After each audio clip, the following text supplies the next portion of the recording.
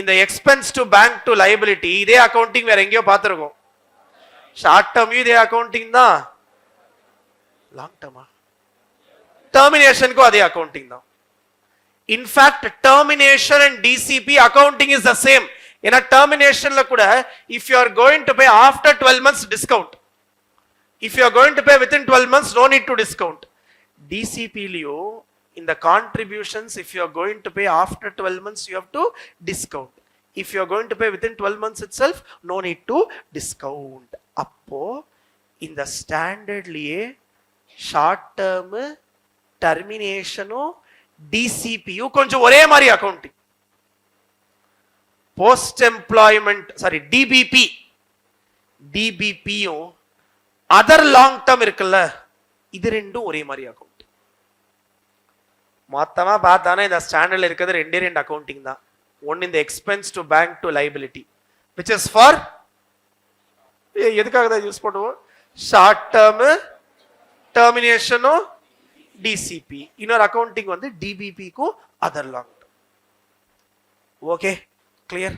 சரி, இப்போ டிபிபி டே நம்ம லாஸ்ட் கிளாஸ்ல முடிச்சது வரைக்கும் டக்குன்னு இது பண்ணிடுறேன். நம்ம இன்னொரு மூணு அது நம்ம லாஸ்ட் கிளாஸ்ல விட்டதுக்கு அப்புறம் மூணு தான் இருக்கு. Plan assets, past service cost, curtailment. Okay, நம்மளோட எய்ம் வந்து இன்னைக்கு இந்த ஸ்டாண்டர்டுக்கு ஒரு எண்ட் கார்டு போடணும். ஓகே, கவனி DBP. Okay, before going into DBP எல்லாரும் இங்க பாரு ப்ளீஸ் கவனி.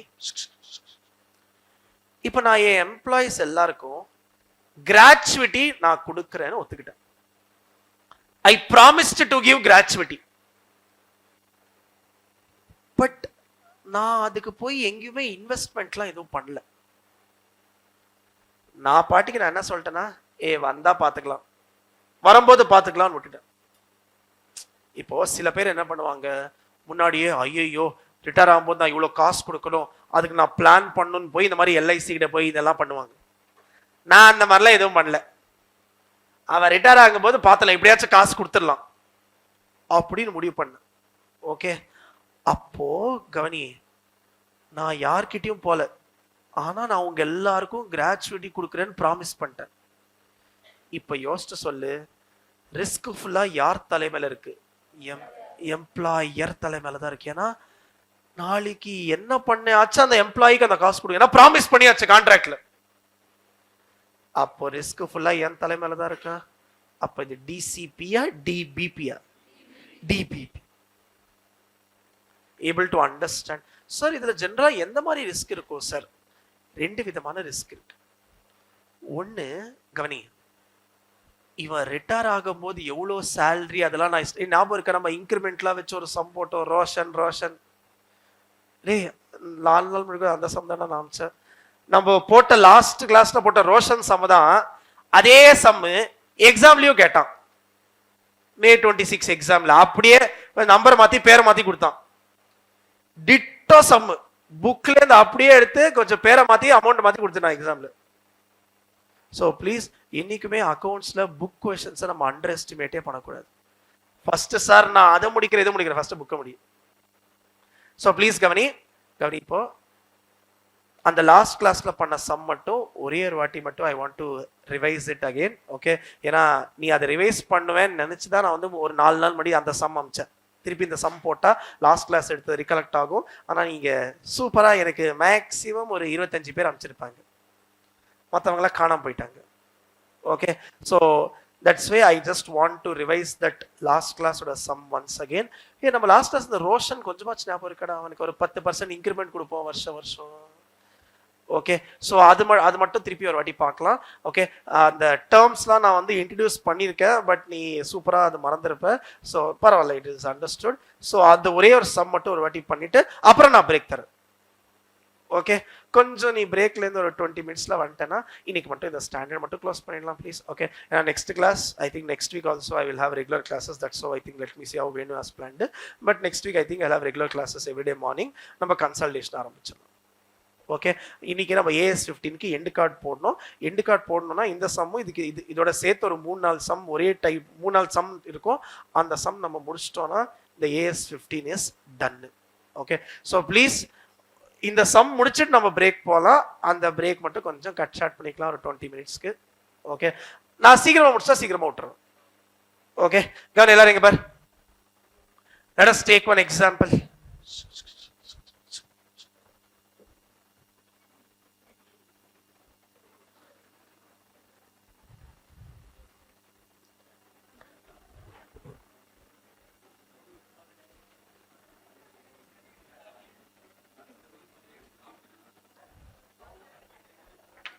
டேய் கவனிங்க ப்ளீஸ் எல்லாரும் இங்க பாரு. டேய் இப்ப நம்ம பாக்குற அக்கவுண்டிங் இது டிசிபியா டிபிபியா? டிசிபிக்கு என்ன accounting? Expense account debit to bank to liability. If you are going to pay that after 12 months, discount, otherwise no discount. Okay, bookல எந்த क्वेश्चन இல்ல. டிசிபிக்குலாம் டிபிபிக்குலாம் क्वेश्चंस இருக்கு. listen please. இப்போ assume Roshan has joined my company at the end of 57th year. Okay, அப்படின்னா இன்னும் 3 வருஷம் எனக்கு work பண்ணுவான். 58, 59, 60. நான் ரோஷனுக்கு என்ன சொல்லியிருக்கேன், 60th இயர்ல ரிட்டையர் ஆகும்போது 20% of last drawn salary into number of years of service நான் மல்டிப்ளை பண்ணி எவ்வளவு அமௌண்ட் வருதோ அதை நான் அவனுக்கு கிராச்சுவிட்டியா கொடுத்துறேன்னு சொல்லி நான் வந்து ரோஷனுக்கு ப்ராமிஸ் பண்ணியிருக்கேன். Okay sir, what is the current salary of Roshan? ஒரே நிமிஷம். கரண்ட் சேலரி ஆஃப் ரோஷன் வந்து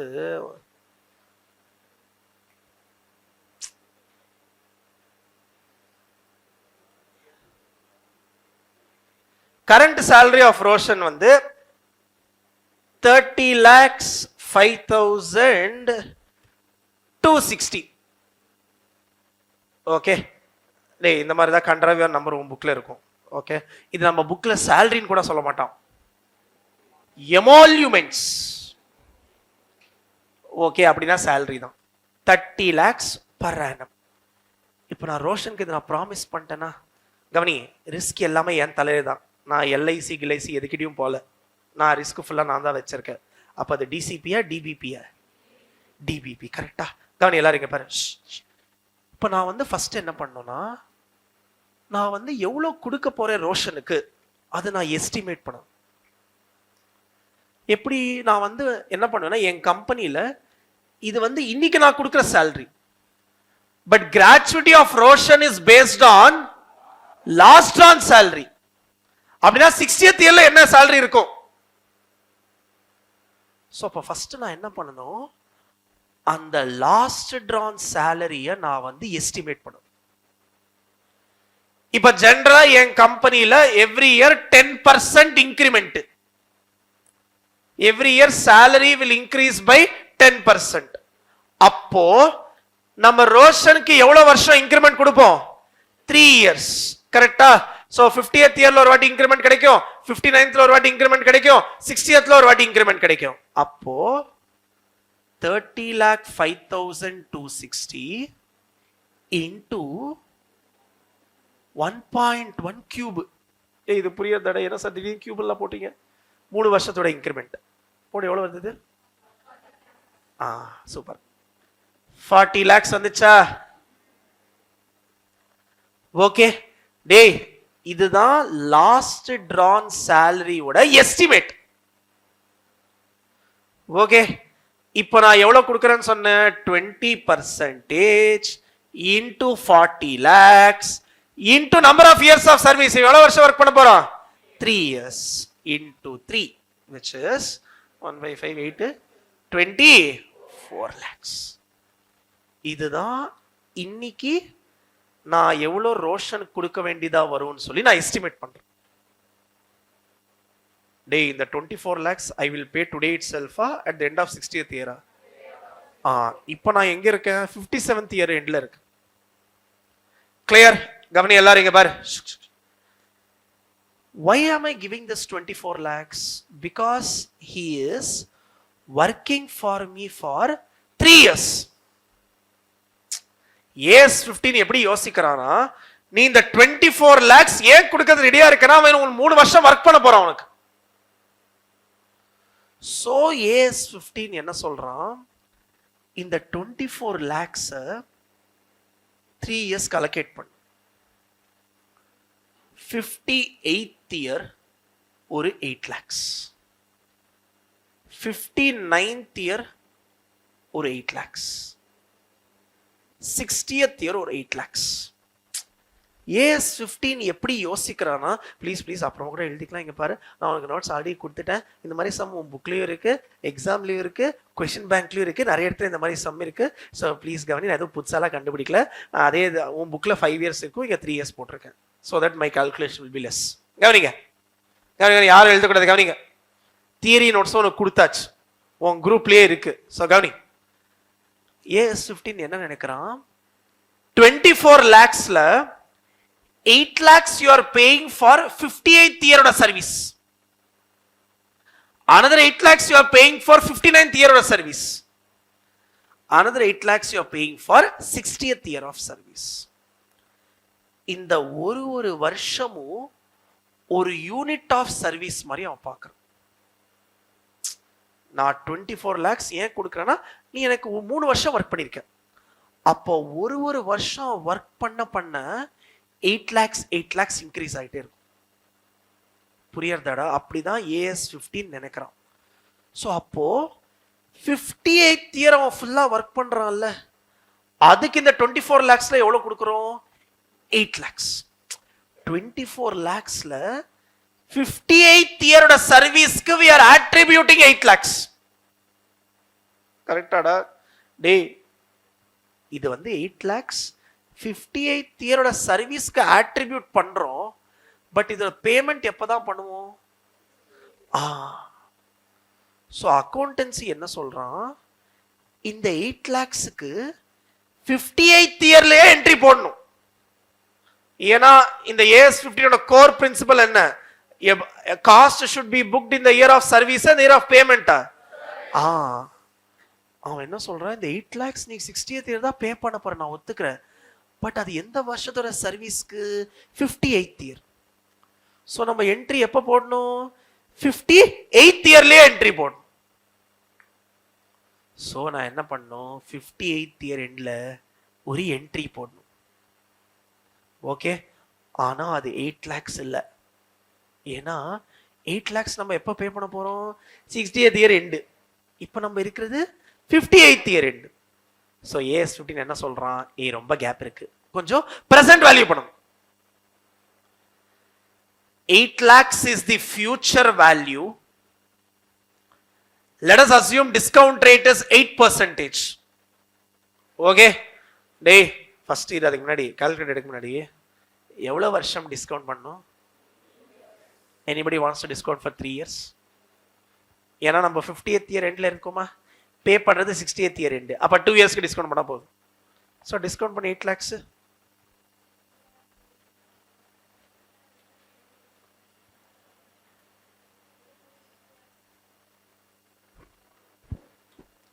எவ்வளவு வருது பிரசன்ட் வேல்யூ? 6,85,000. சூப்பர். கவனி எல்லாரும் இங்க பாரு, லிசன்.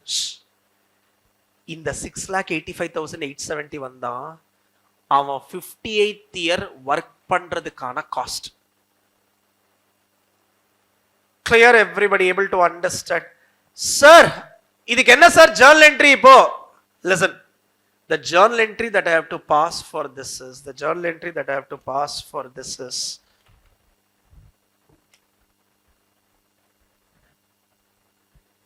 P&L account debit. ஏன்னா இது ஒரு காஸ்டா, P&L போயிடணுமா, to liability account. Bank போடலாமா? I will pay only at the end of 60th year. Okay, அப்போ நீ பார்த்தனா 50th yearல என்ன ஆச்சுன்னா, liabilityயோட ஓப்பனிங் பேலன்ஸ் எவ்வளவு இருக்கும்? 0. ஏன்னா இந்த வருஷம் தான் கிரியேட் பண்றோம். இப்போ இந்த வருஷம் எவ்வளவு கிரியேட் பண்றோம் liability? 6,85,871. அப்ப liabilityயோட க்ளோசிங் பேலன்ஸ் எவ்வளவு இருக்கும்? 6,85,871. கரெக்டா? இப்போ நெக்ஸ்ட் 50 9th year. இது ஓப்பனிங் பேலன்ஸா வந்துருமா? 6,85,871. கவனி எல்லாரும் ப்ளீஸ். இப்போ 59th இயர் ஒர்க் பண்ணிட்டானா, அதுக்கு இன்னொரு 8 lakhs வருமா? அந்த 8 lakhs எவ்வளவு வருஷத்துக்கு டிஸ்கவுண்ட் பண்ணும்? 1 year டிஸ்கவுண்ட் கரோ 7 lakh. சூப்பர். அவ்வளவுதானே ஏதாச்சும் பண்ணுமா? Excellent, super. இந்த ஃபர்ஸ்ட் இயருக்கு 2 வருஷம் டிஸ்கவுண்ட் பண்ணி ரெக்கார்ட் பண்ணுமா? அதுக்கு திருப்பி வருஷம் இன்ட்ரெஸ்ட் போட்டாலும் 8 lakhs ஆகும்டா. டேய் ஃபைனலா என் பேங்க் அக்கவுண்ட்ல இருந்து 8 lakhs போகுமா 6,85,000 போகுமா? 8 lakhs. அப்போ திருப்பி இதுக்கு வருஷம் இன்ட்ரெஸ்ட் சேர்த்தாதான் இது 8 lakhs ஆகும். சோ இப்போ இந்த 6,85,000 ஒரு வருஷத்துக்கு இன்ட்ரெஸ்ட் போடு. 54,870. ஓகே, இப்போ இது 3 ஆட் பண்ணு.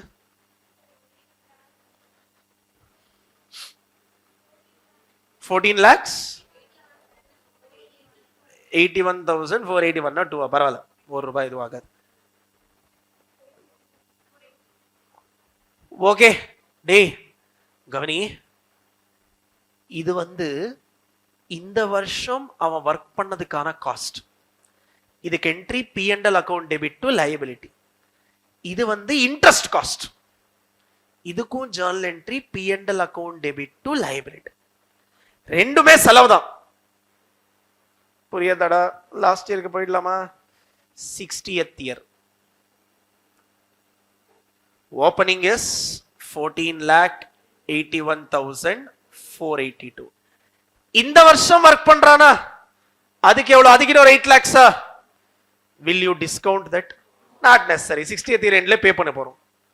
so plus வேற ஏதாவது பண்ணுமா? திருப்பி இன்ட்ரெஸ்ட் போடு. இதுக்கு 1,18,518. பரவாயில்ல, 518 வந்தாதான் மேட்ச் ஆகும். ஓகே, ₹1 அந்த மாதிரி அட்ஜஸ்ட் பண்ணிக்கோ மேட்ச் ஆகுதுக்கு. இப்போ டோட்டல் ஆட் பண்ணு. எவ்வளவு லைபிலிட்டி வந்துச்சு? 24 lakhs லைபிலிட்டி வந்துச்சா? இப்போ டோட்டலா லைபிலிட்டில எவ்வளவு பேலன்ஸ் இருக்கு? 24 lakhs. அது பே பண்ணா போதும். டேய் புரிஞ்சுதாடா? இதாண்டா கேட்டா May 26ல. கவனி, இப்போ இந்த ஒரு வருஷத்துக்கும் cost போட்டோம்ல, this represents the cost for that year's service. This is only called as in AS 15. ஞாபகம் இருக்கா ஏதாச்சு? current service cost. அந்த क्वेश्चनலயே அவ கேட்டது calculate current service cost for each year. Okay டேய், நீ அப்ப என்ன பண்ணனும்னா இந்த மாதிரிலாம் எழுதக்கூடாது.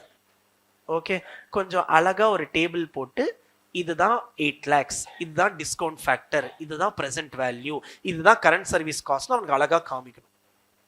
நான் எனக்கு மெசேஜ் பண்ணவங்களா நிறைய பேருக்கு அந்த டெக்ஸ்ட் புக்கோட பிரசன்டேஷன் அனுப்பிச்சிருப்பேன். கொஞ்சம் இது மாதிரி ஃபாலோ பண்ணு, அதுவும் ரொம்ப ரொம்ப இம்பார்ட்டன்ட். கொஞ்சம் பிரசன்டேஷன் கூட பார்த்துக்கோ. ஆன்சர் பண்ணும்போது correct answer important, most important. கொஞ்சம் பிரசன்டேஷன் ஆல்சோ சாஹியே, அப்பதான் நமக்கு மார்க் ஆத்தா. So clear with this, able to understand. கவனி, இதுக்கு பேரு கரண்ட் சர்வீஸ் காஸ்ட். இந்த இன்ட்ரெஸ்ட் போடுறோம்ல, இதுக்கு பேரு இன்ட்ரெஸ்ட் காஸ்ட். இதுக்கு பேரு இன்ட்ரெஸ்ட் காஸ்ட். இந்த liability இருக்குல்ல, can anybody remember what was the name for this liability? Defined benefit obligation. Okay, so current service cost தெரியும், interest cost, defined benefit obligation. Okay, and இன்னொன்னு ஞாபகம் வச்சுக்கோ, எனக்கு எவ்வளவு பேர் ஞாபகம் இருக்குன்னு தெரியல.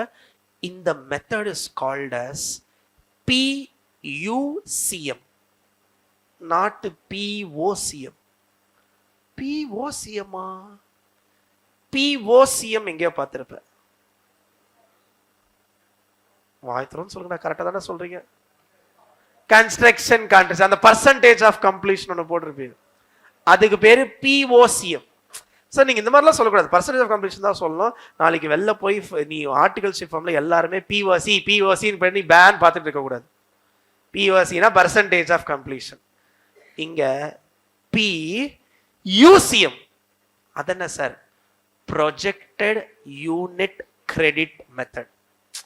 அவன் என்ன சொல்றான், ஒரு வருஷம் நீ ஒர்க் பண்ண உனக்கு ஒரு 8 lakhs கிரெடிட் ஆயிட்டே இருக்கும். அதனால தான் இதுக்கு பேரு ப்ரொஜெக்டட் யூனிட் கிரெடிட் மெத்தட். புரியுதாடா?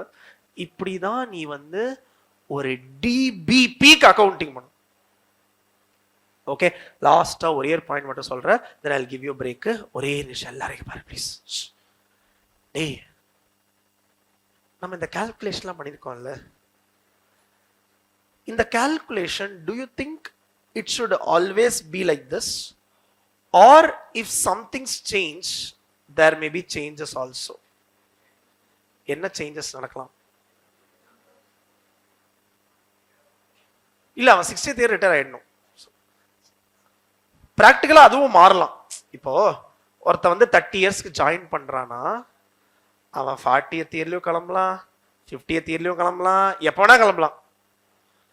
நான் வந்து என்ன பண்ணுவேன்னா, இந்த number of years of service வந்து ஒரு எஸ்டிமேட் வச்சுதான் நான் போடுவேன். அது மாறலாம்.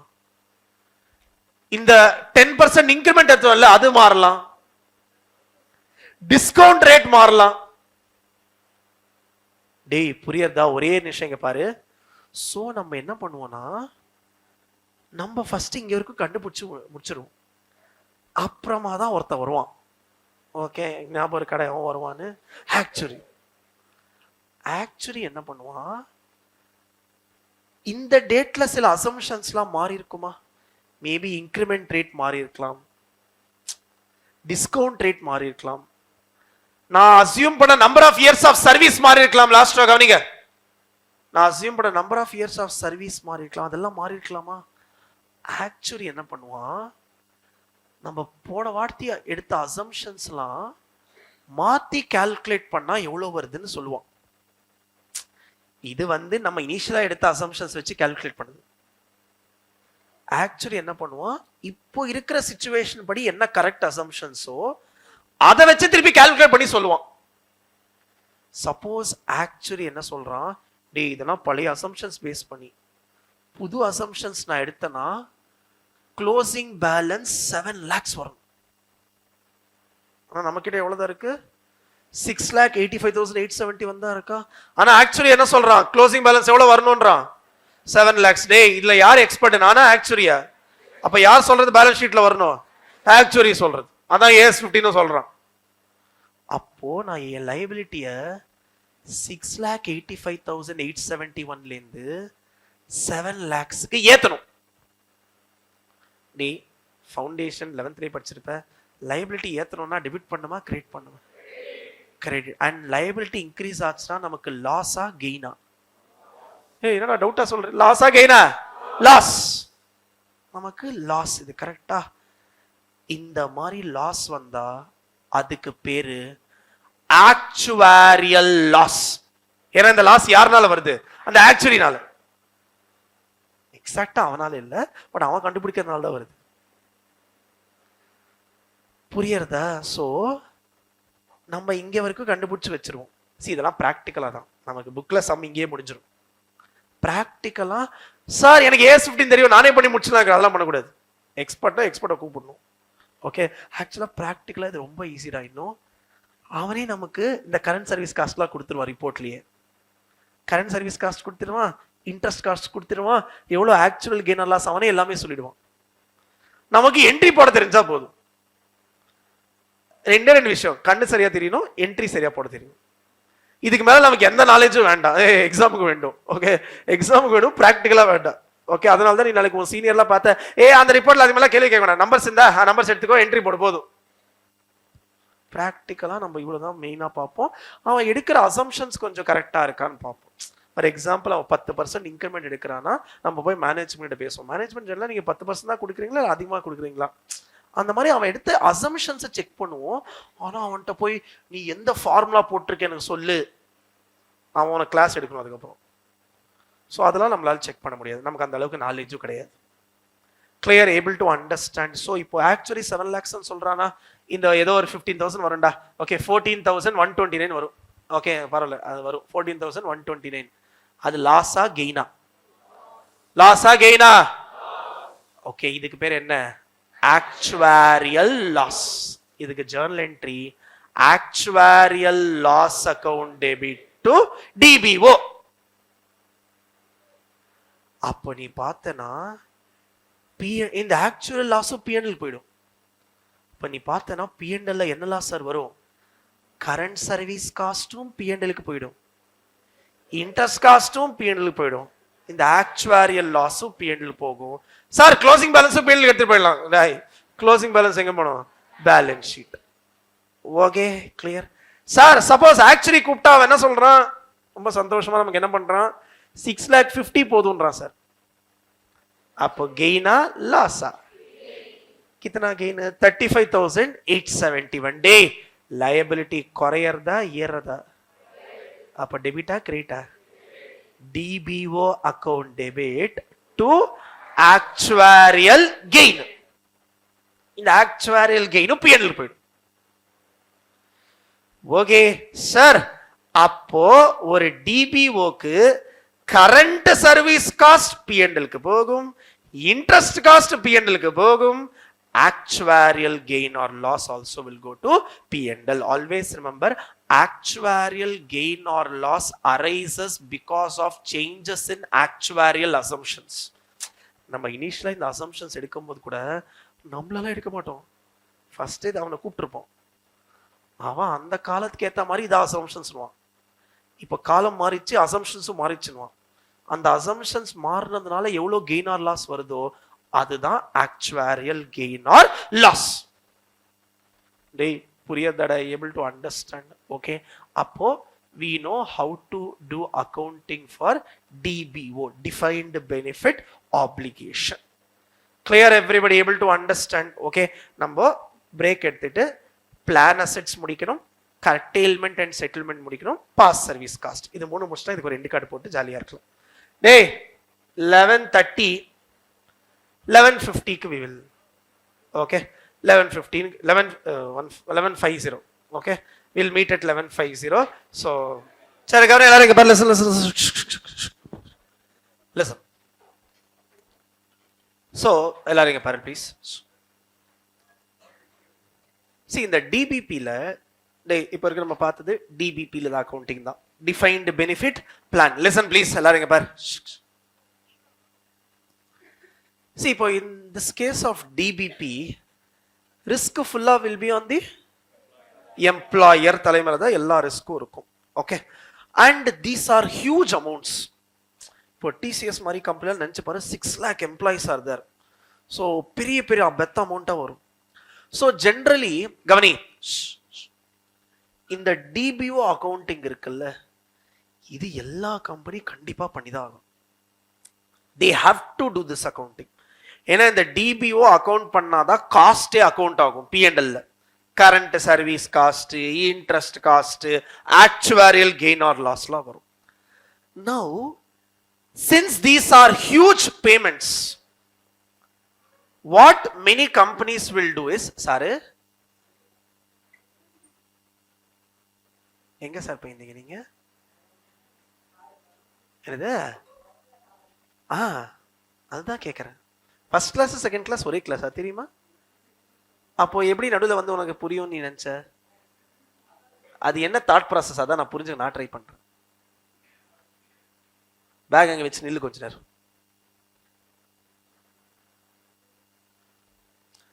எனக்கு கிளியரா அட்டெண்டன்ஸ் லிஸ்ட் வேணும், யார் வந்தாங்க யார் வரலன்னு. ஓகே, ஸோ கவனி ஒரே விஷயம் பாரு.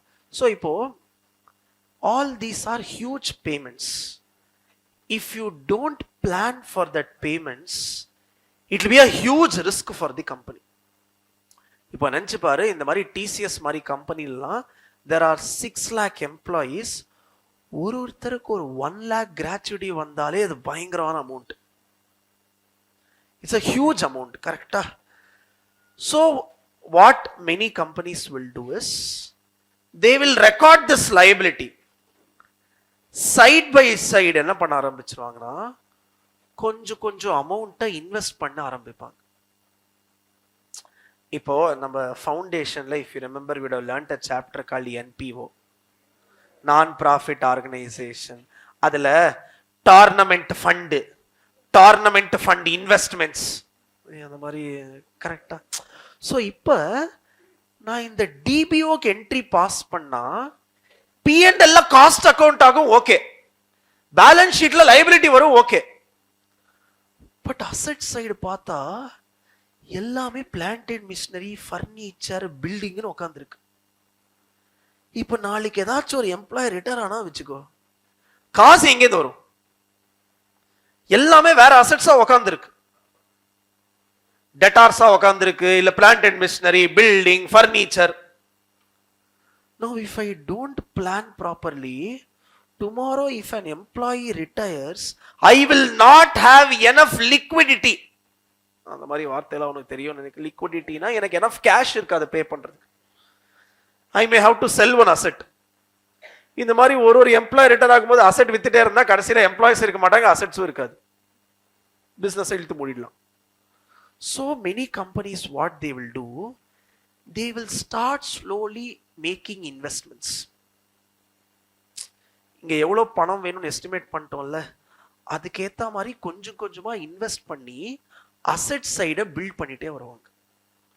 சோ நாளைக்கு ஏதாச்சும் ஒரு எம்ப்ளாயி ரிட்டையர் ஆனா அந்த அசெட்டை வித்து வர காசு, அந்த ஸ்பெசிபிக்கா ஒரு இன்வெஸ்ட்மெண்ட் பண்ணோம்ல, அந்த இன்வெஸ்ட்மெண்ட்டை வித்துட்டு காசு வந்துரும்ல, அது கொடுத்துருவோம். That is how we try to establish liquidity on the asset side. இப்போ இந்த asset side liquidity establish பண்றோம்ல, அது ஆக்சுவலா mandatory கிடையாது, but it is a good treatment. அந்த மாதிரி பண்றது ஒரு கம்பெனியோட ஃபினான்ஷியல் ஹெல்த்துக்கு நல்லது, ஆனா mandatory கிடையாது. டேய் ஆனா இந்த டிபிஓ அக்கவுண்டிங் இருக்குல்ல, இது mandatory. ஏன்னா காஸ்ட் ரெக்கார்ட் பண்ணும், லைபிலிட்டி இருக்குன்னு காமிக்கணும்.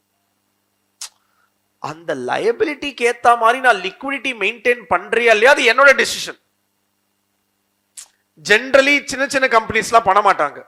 அவங்க என்ன சொல்லுவாங்கன்னா, ஐயோ எனக்கு பிளான்ட் அண்ட் மிஷினரி, ஃபர்னிச்சருக்கு இன்வெஸ்ட் பண்ணதுக்கே காசு இல்லை, இதுல வேற தனியா ஒரு இன்வெஸ்ட்மெண்ட் வேற கிரியேட் பண்ணுமா, அவன் ரிட்டையர் ஆகட்டும் அப்ப பாத்துக்கலாம்னு விட்டுருவாங்க. பட் பெரிய பெரிய கம்பெனிஸ், லிஸ்டட் கம்பெனிஸ், இவங்களுக்கு கொஞ்சம் நிறைய காசு இருக்கிறதுனால இவங்க ஜெனரலா இந்த மாதிரி ஸ்பெசிபிக்கா இன்வெஸ்ட் பண்ணி வச்சுட்டே இருப்பாங்க. புரியறதா? டே liability side is to record the cost. ஏன்னா அவன் சர்வீஸ் கொடுக்கறான், அதுக்கு எவ்வளவு கொடுக்கணும் நம்ம ரெக்கார்ட் பண்றதா லைபிலிட்டி சைடு.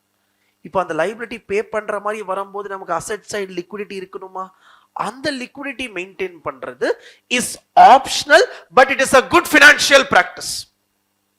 நீ நாளைக்கு ஏதாச்சும் ஒரு கம்பெனியோட சிஎஃப்ஓவா இருந்தா இந்த மாதிரி நீ கிரியேட் பண்ணணும் லிக்விடிட்டி. எனஃப் லிக்விடிட்டி நீ என்ஷூர் பண்ணணும், இல்லைன்னா ரொம்ப risk. But first preference business தான் கொடுக்கணும்.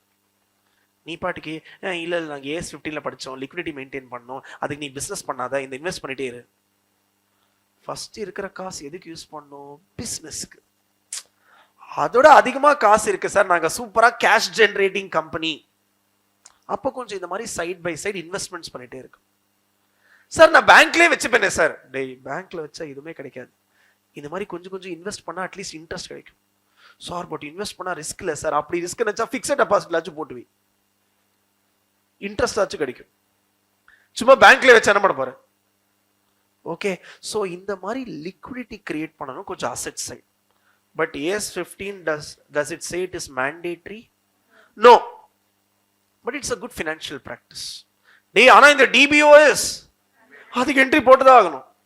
ஏன்னா அதுக்கு அவன் சர்வீஸ் கொடுத்துட்டா எனக்கு லைபிலிட்டி இருக்கு. அந்த லைபிலிட்டிக்கு ஈக்குவலண்டா நான் அசெட் கிரியேட் பண்றேனா இல்லையோ அது ஏன் தலையெழுத்து. அது AS15 சொன்னா கிரியேட் பண்ணா நல்லது. உனக்கு நாளைக்கு அவன் ரிட்டர்ன் ஆகும்போது அந்த ஸ்பெசிபிக் இன்வெஸ்ட்மெண்ட்டை வித்து காசு வந்தா இது கொடுத்துடலாம், இல்லைன்னா மீதி அசெட் விற்க வேண்டியா இருக்கும். Clear, able to understand. இந்த அசெட் சைடு லிக்விடிட்டி நான் பில்ட் பண்றேன்ல, அந்த அசெட்ஸ் வந்து நீ எப்படி பாரு, இன்வெஸ்ட்மெண்ட்ஸ் மாதிரி பாரு. இந்த லைபிலிட்டி கிளியர் பண்றதுக்காக நான் இன்வெஸ்ட் பண்ணிட்டு இருக்கேன். அந்த இன்வெஸ்ட்மெண்ட்ஸ் ரெண்டு விதமா இருக்கும். ஒன்னு ரெண்டு விதமா இருக்கலாம். ஒன்னு is called as plan assets. ஒன்னு is called as plan assets. இப்போ இந்த சைடு டிஃபைன்ட் பெனிஃபிட் ஆப்ளிகேஷன் இருக்கா, அது வந்து டிஃபைன்ட் பெனிஃபிட் பிளானோட லைபிலிட்டி. இந்த சைடு அசெட்ஸ் மெயின்டைன் பண்றியா, அது டிஃபைன்டு பெனிஃபிட் பிளானோட அசெட். அதனால தான் அதுக்கு பேர் என்ன வச்சுட்டான், பிளான் அசெட்ஸ். என்ன பேர் வச்சிருக்கான், plan assets. To call your investment as plan assets, AS15 ரொம்ப ஸ்ட்ரிக்டா என்ன சொல்றானா, AS15 ரொம்ப ஸ்ட்ரிக்டா என்ன சொல்றானா, இந்த பிளான் அசெட்ஸ் இருக்குல்ல, அது எம்ப்ளாயிஸ்க்காக மட்டும்தான் யூஸ் பண்ணணும். நீ பாட்டிக்கு சார் நாளைக்கு ஒரு கிரெடிட்டாரு கொடுக்கற காசு பத்தல, சோ பிளான் அசெட்ஸ் வித்துட்டு காசு கொடுத்துட்ட, அந்த மாதிரிலாம் நீ பண்ணாத, பிளான் அசெட் இல்லன்றான். நீ ஒரு அசெட்டை பிளான் அசெட் நீ கூப்பிடணும்னு நினைக்கிறனா, அந்த பிளான் அசெட் வாழ்றதே இந்த DBO இருக்குல்ல அதை செட்டில் பண்றதுக்கு. வேற எதுக்குமே அந்த இன்வெஸ்ட்மெண்ட்டை யூஸே பண்ணக்கூடாது, including for settlement to creditors. நாளைக்கு கம்பெனி லிக்விடேட் ஆகும்போது கூட இந்த இன்வெஸ்ட்மெண்ட்ஸ் எம்ப்ளாயிஸ் மட்டும் தான் போகும், நாட் டு கிரெடிட்டர்ஸ். ஏன்னா நீ பண்ணதே இது அவனுக்காக தான். அந்த மாதிரி நீ முடிவு பண்ணாதான் அந்த அசெட்டை AS15 பிளான் அசெட்னு கூப்பிடுன்றான்.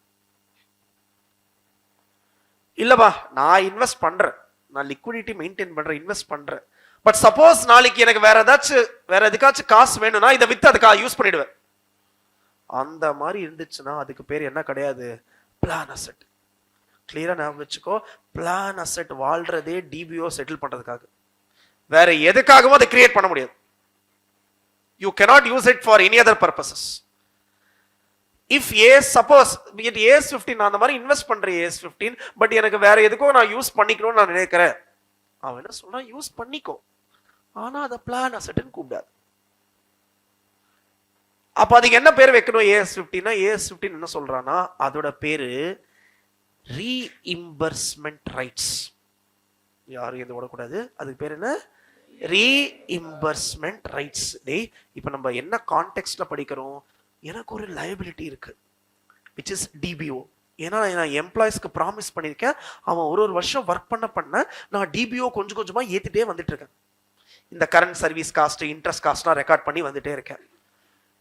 இப்போ அது நான் இன்னைக்கு ஒரு நாள் செட்டில் பண்ண வேண்டியதான் வரும், அதுக்கு எனக்கு கேஷ் வேணும், நான் அதுக்கு லிக்விடிட்டி மெயின்டைன் பண்ணணும்னா அசெட் சைடும் பில்ட் பண்ணிட்டே வரணும், அதுக்காக நான் இன்வெஸ்ட் பண்றேன். அப்போ AS15 என்ன கேட்கிறேன், ஓகே குட் பிராக்டிஸ், இன்வெஸ்ட் பண்றியா, இந்த investment you have to decide that this is only for employees. இந்த இன்வெஸ்ட்மெண்ட்டே நான் DBOக்காக மட்டும்தான் யூஸ் பண்ண போறேன், வேற எதுக்காகவும் நான் யூஸ் பண்ண போறது இல்ல. அந்த மாதிரி நீ கிளியரா decide பண்ணிட்டனா, then AS15 says I will allow you to call it as plan asset. அது மட்டும் இல்ல, இன்னொரு எக்ஸ்ட்ரா நமக்கு அட்வான்டேஜ் கொடுக்கறேன், அப்புறமா என்ன சொல்றது, இல்ல நான் இன்வெஸ்ட் பண்றேன் பட் நான் திடீர்னு எனக்கு ஏதாச்சும் அவசரம் வந்துச்சுன்னா வேற எதுக்காக கூட நான் யூஸ் பண்ணிக்கிறேன், அந்த மாதிரி நீ அந்த ரூட்ல போறனா AS15 says அது ஒரு இன்வெஸ்ட்மெண்ட் தான், நான் ஒத்துக்கிறேன், பட் அதை நான் பிளான் அசெட்னு கூப்பிட மாட்டேன், I will call it as reimbursement right. புரியுதாடா? அப்போ what are the two types of assets, plan assets, reimbursement rights. டேய் இந்த டிஸ்டிங்ஷன் ரொம்ப ரொம்ப இம்பார்ட்டன்ட். ஏன்னா கடைசியில AS15 வந்து ஒரு சூப்பரான பாயிண்ட் வச்சு இது ரெண்டுத்துக்கும் ஒரு டிஃபரன்சியேஷன் கொண்டு வரும். இப்போதைக்கு ரெண்டுத்துக்கும் டிஃபரன்ஸ் புரிஞ்சுதா? Plan assets and reimbursement rights. Plan assets can be used only for settling DBO, not for any other purpose, even for settlement of creditors கூட யூஸ் பண்ணக்கூடாது. Able to understand? ஜென்ரலா இந்த கம்பெனிஸ் இந்த மாதிரி பிளான் அசெட்ஸ்லாம் எப்படி பண்ணுவாங்கன்னா, இந்த மாதிரி நம்ம படிச்சோம், LIC கிட்ட போய் பாலிசி வாங்கிப்பாங்க. LIC கிட்ட என்ன சொல்லுவாங்கன்னா, LIC மாசம் நான் உனக்கு கான்ட்ரிபியூட் பண்றேன், எனக்கு கடைசியில 10ல கூட நான் எனக்கு எக்ஸ்ட்ரா காசு தரேன், அந்த மாதிரி ஒரு பாலிசி எடுத்து இன்சூரன்ஸ் கம்பெனிக்கு கொடுப்பாங்க. இல்ல சில பெரிய பெரிய கம்பெனிஸ்ல என்ன பண்ணுவாங்க, ஃபார் எக்ஸாம்பிள் டாடாஸ் இவங்களாம் என்ன பண்ணுவாங்கன்னா, அந்த பணத்தை இன்வெஸ்ட் பண்றதுக்குன்னே தனியா ஒரு கம்பெனி ஆரம்பிப்பாங்க. அந்த கம்பெனியோட வேலையை, for example there is a company called Tata employees trust. அந்த ட்ரஸ்டோட வேலையே என்னன்னா, எல்லா டாடா கம்பெனிஸ் நிறைய இருக்கு, டாடா கம்பெனிஸ்லாம் இஷ்டத்துக்கு போயிட்டே இருக்கும், அந்த எல்லா டாடா எம்ப்ளாயிஸ், எல்லா டாடா கம்பெனிஸ்ல எம்ப்ளாயிஸ் இருப்பாங்கல்ல, அந்த கம்பெனிஸ் எல்லார்கிட்டயும் கான்ட்ரிபியூஷன் வாங்கி இவன் இன்வெஸ்ட் பண்ணுவான். ஏன்னா இப்ப சப்போஸ் டிசிஎஸ் இருக்கு, டாடா கன்சல்டன்சி சர்வீசஸ், அவனோட வேலை சாஃப்ட்வேர் பிசினஸ் பண்றது. அவனோட வேலை உட்காந்து இன்வெஸ்ட் பண்ணி எவ்வளவு ரிட்டர்ன் வருது அதெல்லாம் பார்க்க முடியாது அவனால. சோ டாடாஸ் என்ன சொல்றாங்க, நீ இது பத்திலாம் யோசிக்க வேண்டாம், நாங்க தனியா ஒரு ட்ரஸ்ட் ஆரம்பிக்கிறோம், அந்த ட்ரஸ்ட்டுக்கு நீ பணம் கொடுத்துரு, அதை இன்வெஸ்ட் பண்ணிடும். ஜெனரலா இந்த மாதிரி பெரிய பெரிய கம்பெனிஸ், ரிலையன்ஸ்க்கும் அந்த மாதிரி ஒரு ட்ரஸ்ட் இருக்கும். பெரிய பெரிய companies who have huge liabilities, ஏன்னா they have huge number of employees, அவங்களே தனியா ஒரு என்டிட்டி ஆரம்பிச்சு அது மூலியமா இன்வெஸ்ட் பண்ணி லிக்விடிட்டி மெயின்டைன் பண்ணுவாங்க. நாளைக்கு ஏதாச்சும் ஒரு எம்ப்ளாய் ரிட்டையர் ஆனா அந்த ட்ரஸ்ட் அவன் பண்ண இன்வெஸ்ட்மெண்ட்ஸை வித்து இந்த கம்பெனி காசு கொடுப்பான், இவன் அந்த காசு கொடுத்து செட்டில் பண்ணிடும். Able to understand. So either ஒரு இன்சூரன்ஸ் பாலிசி மூலியமா நான் இதை அசெட் சைட் பில்ட் பண்ணலாம், இல்ல நானே ஒரு என்டிட்டி ஆரம்பிச்சு அந்த என்டிட்டியோட வேலையே இன்வெஸ்ட் பண்றது தான். அதுக்கு நான் காசு கொடுத்துட்டே இருப்பேன், அது இன்வெஸ்ட் பண்ணி எனக்கு ஃபைனலா once if an employee retires it will sell the investments, give me money, I will give it to that employee. இந்த மாதிரி தான் generally companies will start building the assets. அதுதான் நம்ம ரெண்டா பிரிச்சிருக்கோம், பிளான் அசெட்ஸ், ரீஇம்பர்ஸ்மெண்ட். ஓகே, இதுல ஒரே ஒரு advantage என்னன்னா, பிளான் அசெட்ஸ்க்கும் ரீஇம்பர்ஸ்மெண்ட் ரைட்டுக்கும் அக்கவுண்டிங் சேம் தான். சார் அப்ப ஏன் சார் பிரிக்கணும், அது கடைசியில் சொல்றேன். ஓகே டேய், நம்ம இப்போ பிளான் அசெட்ஸோட அக்கவுண்டிங் படிச்சாலே ரீஇம்பர்ஸ்மெண்ட் ரைட் அக்கவுண்டிங் படிச்ச மாதிரி தான். டேய் ப்ளீஸ் கொஞ்சம் கவனமா கேட்டுக்கோ, உன் புக்ல ஒரே ஒரு இடத்துல ரீஇம்பர்ஸ்மெண்ட் ரைட்னு வார்த்தையை யூஸ் பண்ணிக்காது. எப்படின்னா அண்ணா என்ன கூட டிஃபைன் பண்ணல. ஓகே, அப்புறமா திறந்து பாரு, நான் இன்னைக்கு முடிச்சிருவேன், நீ திறந்து பார்க்க ஆரம்பிக்கலாம். புக்ல பிளான் அசெட் டெஃபினேஷனே இருக்காது. So please, now you understood what is plan asset, what is reimbursement, and what is the difference between the two. ரெண்டுத்துக்கும் AS15 gives same accounting treatment, but finally there is one major difference. அதனால தான் இது ரெண்டு இப்படி பிரிக்கிறோம். Okay, நம்ம இப்போ என்ன பண்ணுவோம், அழகா பிளான் அசெட்ஸோட அக்கவுண்டிங் எப்படி பண்ணணும். இப்போ நமக்கு டிபியோட அக்கவுண்டிங் புரிஞ்சிச்சு, இந்த டிபிஓ எப்படி அக்கவுண்ட் பண்ணுவோம். அதே மாதிரி அழகா பிளான் அசெட்ஸோட அக்கவுண்டிங் முடிச்சிட்டோம்னா ரீஇம்பர்ஸ்மெண்ட் ரைட் அக்கவுண்டிங்கும் முடிச்ச மாதிரி, then I will tell you finally ஏன் இந்த மாதிரி பிரிக்கிறோம். கிளியர் சார், ரெண்டுத்துக்கும் ஒரே அக்கவுண்டிங்னா ஒரே மாதிரி சொல்லலாம், ஏன் ரெண்டா பிரிக்கிறோம், அது ஒரு மேஜர் ரீசன் இருக்கு. பட் அதுக்கு முன்னாடி let us clearly understand how to account for plan assets. Okay, இங்கேயும் நம்மளோட ஆக்சுவரி வருவான், டிபிஓல வந்தா இங்கேயும் வருவான். ஓகே, ஆக்சுவரியோட பொழப்பு இருக்கதே AS15 இண்டியாஸ் 19 தான். ஓகே, அப்படின்னு இல்லை, இன்சூரன்ஸ் கம்பெனிஸ்க்கு தேவை, பட் நம்மளும் ஒரு நல்லா கான்ட்ரிபியூட் பண்றோம். Listen everybody please. பிளான் அசெட்ஸோட அக்கவுண்டிங், டே நம்ம புக்லயே ஒரே மாதிரி 3 சம் இருக்கு. ஓகே, அதுல ஒரு சம் அப்படியே Jan 26ல கேட்டான், Jan 26ல பிளான் அசெட் சம் கேட்டான், May 26ல டிபிஓ கேட்டான். இன்னும் அவன் கேட்காம இருக்கிறது கர்டெயில்மெண்ட், லீவ் என்கேஷ்மெண்ட். ஓகே, வர சான்ஸ் இருக்கு, அதனால தான் சொல்றேன், கவனி. ஸோ ஃபர்ஸ்ட் பிளான் அசெட்ஸோட அக்கவுண்டிங் எப்படி பண்ணணும் நம்ம கத்துக்கணும். ப்ளீஸ், இது இம்பார்ட்டன்ட். புக்ல 3 சம் இருக்கு, நமக்கு நல்லா புரிஞ்சா ஒரே அடியில 3 சம் முடிச்சிடலாம். In terms of number of sums, the standard is very very simple. book பின்னாடியே maximum 3 question இருக்கு, question bankல ஒரு 5 question இருக்கு. Okay, variety is less, but understanding the concept is slightly difficult. அது மட்டும் தான் நம்ம நிறைய டைம் ஸ்பெண்ட் பண்ணோம். கவனி, accounting for plan assets. எல்லாரும் இங்க பாருங்க. இப்போ எனக்கு யோசிச்சு சொல்லு, what will be the journal entry if you invest money in an investment? Excellent. Investments account debit to bank account. இங்கேயும் அதே மாதிரி தான், ஒரு பிளான் அசெட்ல இன்வெஸ்ட் பண்ணும்போது the journal entry will be plan assets account debit to bank account. Plan assets account debit to bank account. Okay, கவனி, இப்போ நமக்கு invest பண்ணா இன்கம் கிடைக்குமா?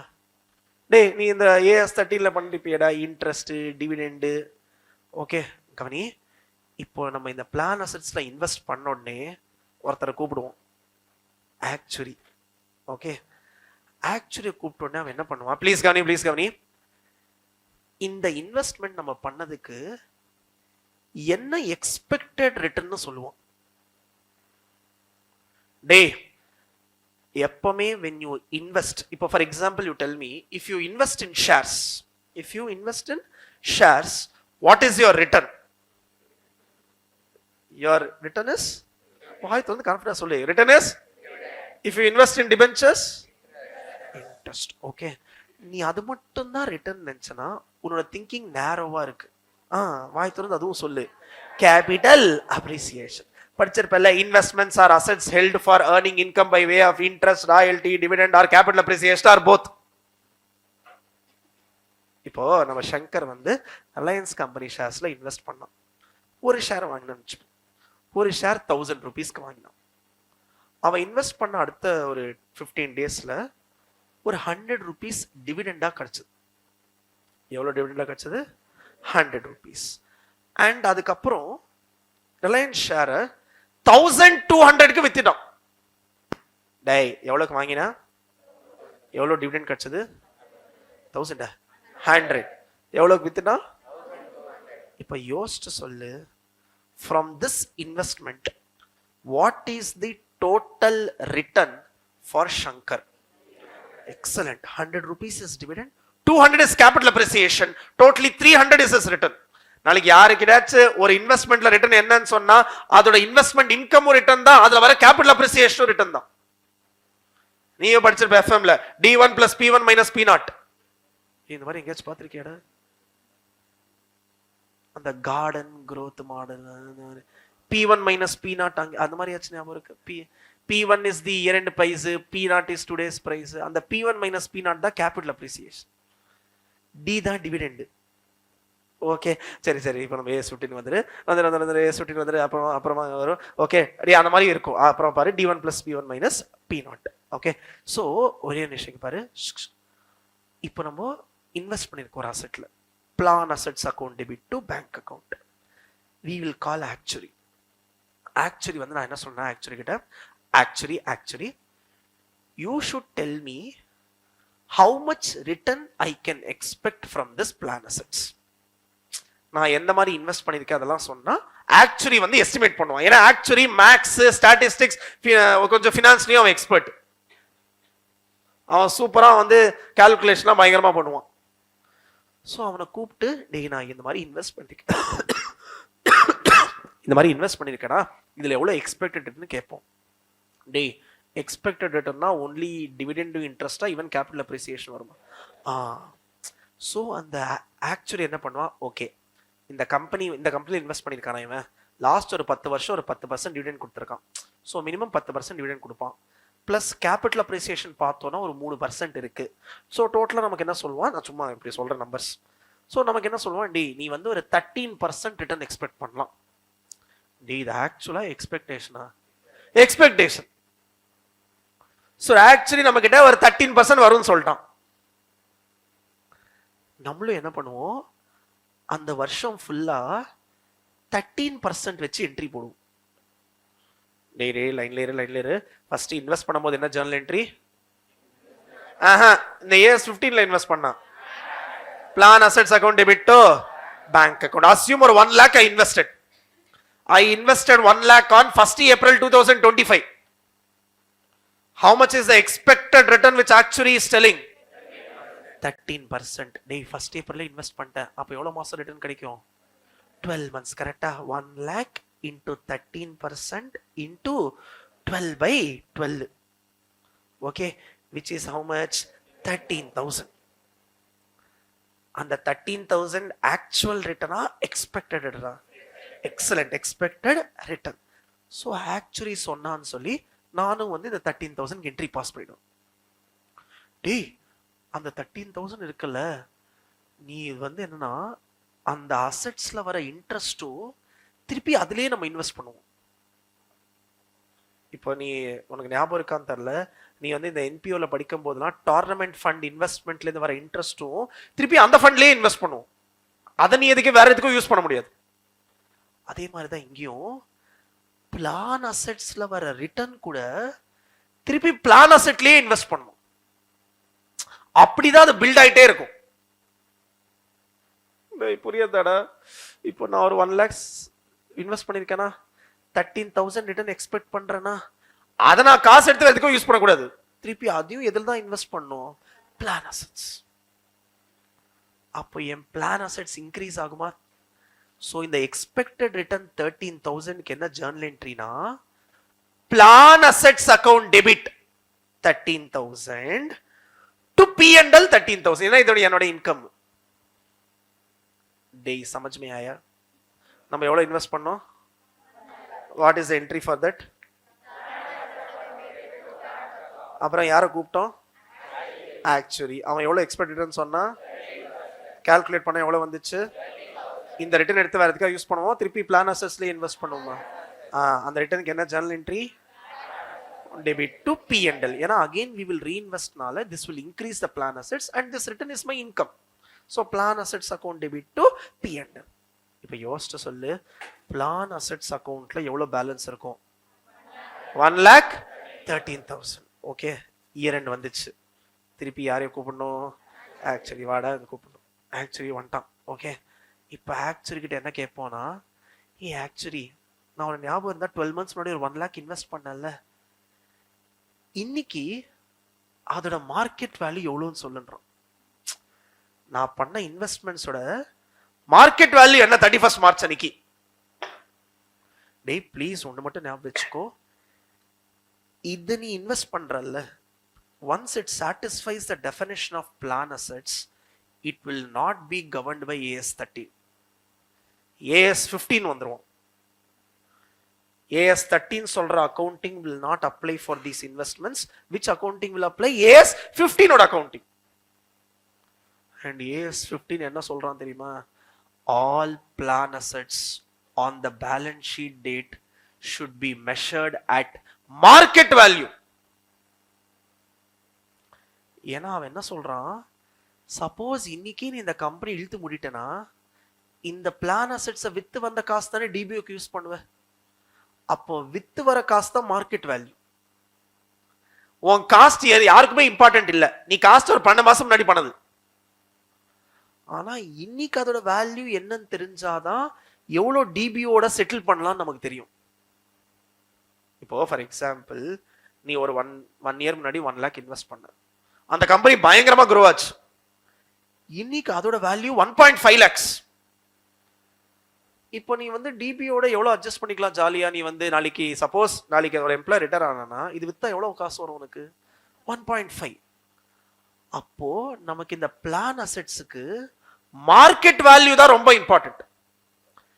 ஏன்னா நம்ம அதை வச்சுக்கிறது எப்போ எம்ப்ளாய் ரிட்டர் ஆகணும் அப்போ அது விற்கிறதுக்கு.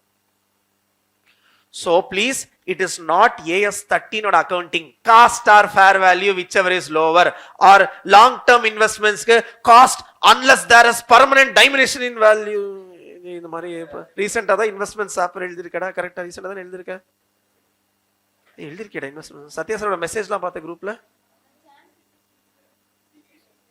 CC test. சரி ஏதோ ஒன்று எழுதிருக்கேன்ல, கொஞ்சமாச்சும் பார்த்துருப்பேன்ல. நான் current current investment should be valued at cost or NRV. Adai NRV is for inventory.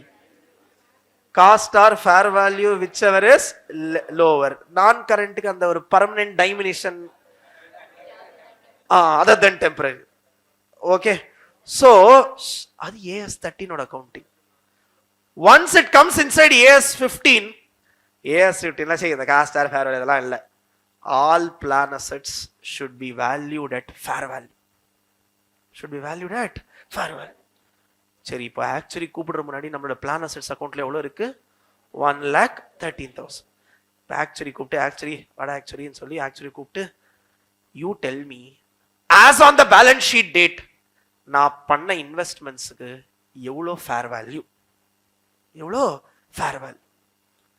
Actually சொல்றான், ப்ளீஸ் கவனி, இத லாஸ்ட் பாயிண்ட். நமக்கு புரிஞ்சுச்சா சம் போடலாம். கவனி, ஆக்சுவலி கூப்பிட்டா அவன் என்ன சொல்றான், நீ பண்ண இன்வெஸ்ட்மெண்ட்ஸோட ஆக்சுவல் மார்க்கெட் வேல்யூ 1,20,000. டேய் நம்ம புக்ஸ்ல எவ்வளவுதான் இருக்கு, ஆனா மார்க்கெட் வேல்யூ எவ்வளவு இருக்கு? நான் வந்து டேய் எப்படிடா ஆச்சு? அப்ப ஆக்சுவலி என்ன சொல்றான், நான் 13% தான் வரும்னு எக்ஸ்பெக்ட் பண்ணேன், ஆனா இந்த கம்பெனி இந்த வருஷம் நான் நினைச்சத சூப்பரா பண்ணிச்சு, 20% வந்துச்சு. அதனால தாண்டா 1 lakhல இருந்து 1,20,000 ஆச்சு. ஆக்சுவலி எக்ஸ்பெக்ட் பண்ண ரிட்டர்ன் எவ்வளோ? நமக்கு ஆக்சுவலா கிடைச்ச ரிட்டர்ன் எவ்வளோ? 20,000. ஓகே டே புரியுறதா? ஆக்சுவலி எக்ஸ்பெக்ட் பண்ணது எவ்வளோ? 13,000. அதுக்கு பேரு தான் expected return on plan assets. யாரோட எக்ஸ்பெக்டேஷன் இது? ஆக்சுவலி. நமக்கு ஆக்சுவலா எவ்வளவு கிடைச்சிச்சு? அது எல்லாருக்கும் புரிஞ்சா 20,000. ஏன்னா 1 lakh இன்வெஸ்ட் பண்ணா 1,20,000 ஆச்சு இன்னைக்கு. அப்ப எனக்கு ஆக்சுவலா எவ்வளவு கிடைச்சிருக்கு? 20,000. அந்த 20,000 is called as actual return on plan assets. Please, இது ரொம்ப important. 13,000 is called as வாய் திறந்து polo 20,000 is actual return on plan assets. இது ரெண்டுத்துக்கும் டிஃபரன்ஸ் வந்ததுக்கு யாரு காரணம்? ஆக்சுவலி. ஓகே, நமக்கு நம்ம நினைச்சது அதிகமா கிடைச்சதா கம்மியா கிடைச்சதா? அதிகமா கிடைச்சது. அப்போ எனக்கு எக்ஸ்ட்ரா கெயினா? அதுக்கு பேரு திருப்பி ஆக்சுவாரியல் கெயின். டேய், இது actuarial gain on plan assets. இங்க நம்ம பார்த்தது actual gain or loss on DBO. ஓ சார், அப்போ டிபிஓக்கும் ஆக்சுவரியல் கெயின் ஆர் லாஸ் வரலாம், பிளான் அசெட்ஸ்க்கும் ஆக்சுவல் கெயின் ஆர் லாஸ் வரலாம். ஏன்னா ரெண்டுத்துலயும் ஆக்சுவல் அசம்ஷன்ஸ் இருக்கு. டிபிஓக்கும் நம்ம ஆக்சுவலி சில அசம்ஷன்ஸ் எடுக்கிறோம், பிளான் அசெட்ஸ்க்கும் சில அசம்ஷன்ஸ் எடுக்கிறோம். able to understand. So இப்போ நமக்கு எவ்வளவு எக்ஸ்ட்ராவா வந்துச்சு than what actually expected? 7,000. Extra வந்துச்சா கம்மியா வந்துச்சா? நமக்கு கெயினா லாஸா? That is called as actuarial gain on plan assets. Okay டேய் புரியுதாடா? ஓகே கவனி. சப்போஸ் ஆக்சுவலி கூப்பிட்டா அவன் வந்து மார்க்கெட் வேல்யூ இஸ் 1,05,000 சொல்றான். மார்க்கெட் வேல்யூ எவ்வளோ? 1,05,000. நம்ம புக்ஸ்ல எவ்வளவு இருக்கு? 1,13,000. நம்ம எவ்வளவு ரிட்டர்ன் வரும்னு எக்ஸ்பெக்ட் பண்ணோம்? 13,000. ஆனா கடைசியில் எவ்வளவுதான் வந்துச்சு? 5,000. Actual return is how much? I thought so. Actual return is? Expected return is? You will be happy or sad? Because we got less than what we expected. First actually mandal onu kutti. Okay, in the 8,000 difference இருக்குல்ல, that will be called as actuarial loss on plan assets. Actual loss on plan assets. Able to understand? So first case la இந்த 1,13,000 1,20,000 கொண்டு போகணும். அப்போ plan asset should increase. So அப்போ டெபிட்டா கிரெடிட்டா plan assets? So plan assets account debit to P&L 7,000. இது first case. Second case 1,13,000 இருந்து 1,05,000 கொண்டு வரணும். அப்போ பிளான் அசெட்ஸ் டெபிட்டா கிரெடிட்டா? Credit. P&L account debit to plan assets. Finally, balance sheet la plan asset should come at, oh I thought solda should come at fair market value or fair value. Day na idella concepts la not so easy, especially you have not done anything practically. ஒரு final student சொல்லி கூட இது easy, because அவன் ப்ராக்டிக்கலாக ஆடிட்ல பார்த்துருப்பான். அதெல்லாம் அவனுக்கு லாஜிக்கலாக தெரிலனா கூட ஒரு கரண்ட் சர்வீஸ் காஸ்ட் சொன்னால் நான் பார்த்துருக்கேன் சார், அந்த ரிப்போர்ட் ஒன்று கொடுப்பான், அதுலேருந்து பார்த்துருக்கேன் நான், அப்படியாச்சும் அவனுக்கு ஒரு மெமரி இருக்கும். ஓகே, நீ இது எதுவுமே ப்ராக்டிக்கலாக பார்த்தது இல்லை. ஸோ அதனால தான் நிறைய வருஷம் இது இன்டர்மீடியட்டாக அவன் கொண்டு வரல. இப்போ என்னாச்சும் தெரியல, எல்லா ஏஎஸ் இன்டர்மீடியட்ல இருக்கும்னு நினச்சி இது கொண்டு வந்துட்டான். So you are able to understand this actuarial gain, actuarial loss, expected return, actual return. யோசிச்சு சொல்லு. ஓகே, நீ கொஞ்சம் டைம் எடுத்தா கூட பரவாயில்ல, ஆனால் வளராது. If actual return is more than expected return, if actual return is more than expected return, then actuarial loss or gain? Excellent. If expected return is more than actual return, it is actuarial loss. ஏன்னா நம்ம நினைச்சத கம்மியா வந்துச்சு. Okay, clear? சரியா? இப்போ இதுல நமக்கு எங்க confuse பண்ணுவோம் ஐசிஏனா, நான் இப்ப ஜாலியா உனக்கு 1st April இன்வெஸ்ட் பண்ணா, நம்ம சார் என்ன பண்ணுவோம் 30th June, அப்பனா எவ்வளவு மாசத்துக்கு வரும்? ஃபினான்ஷியல் இயர்டா ஜெனரலா 9 months. ஸோ இன்டூ 9/12 போடணும். ஓகே, இதுல ஒன்னே ஒன்று மட்டும் கவனி. I will show you what sum he will ask generally. இதுல கொஞ்சம் ஒரு சாடிசம் ஒன்று பண்ணுவான்.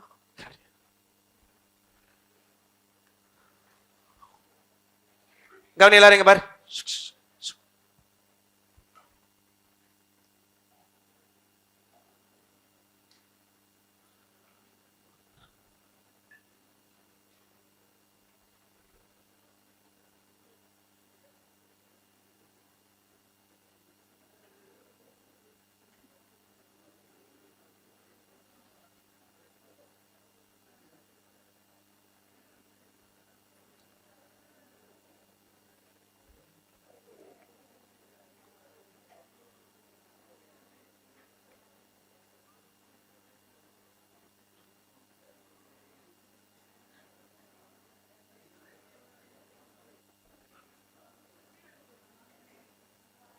டேய் கவனி.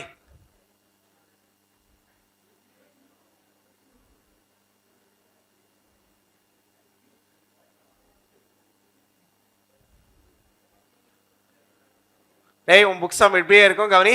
மேபி இந்த ஓப்பனிங் பேலன்ஸ் பண்ணி ஞாபகம் இல்லை, இதெல்லாம் அப்படியே இருக்கும். கவனிங்க. Listen please.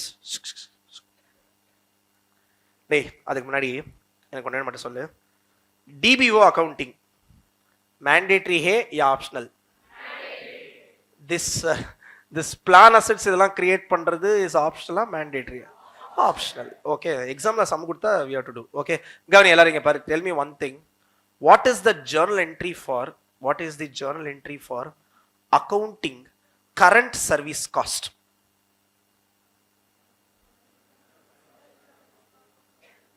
Use.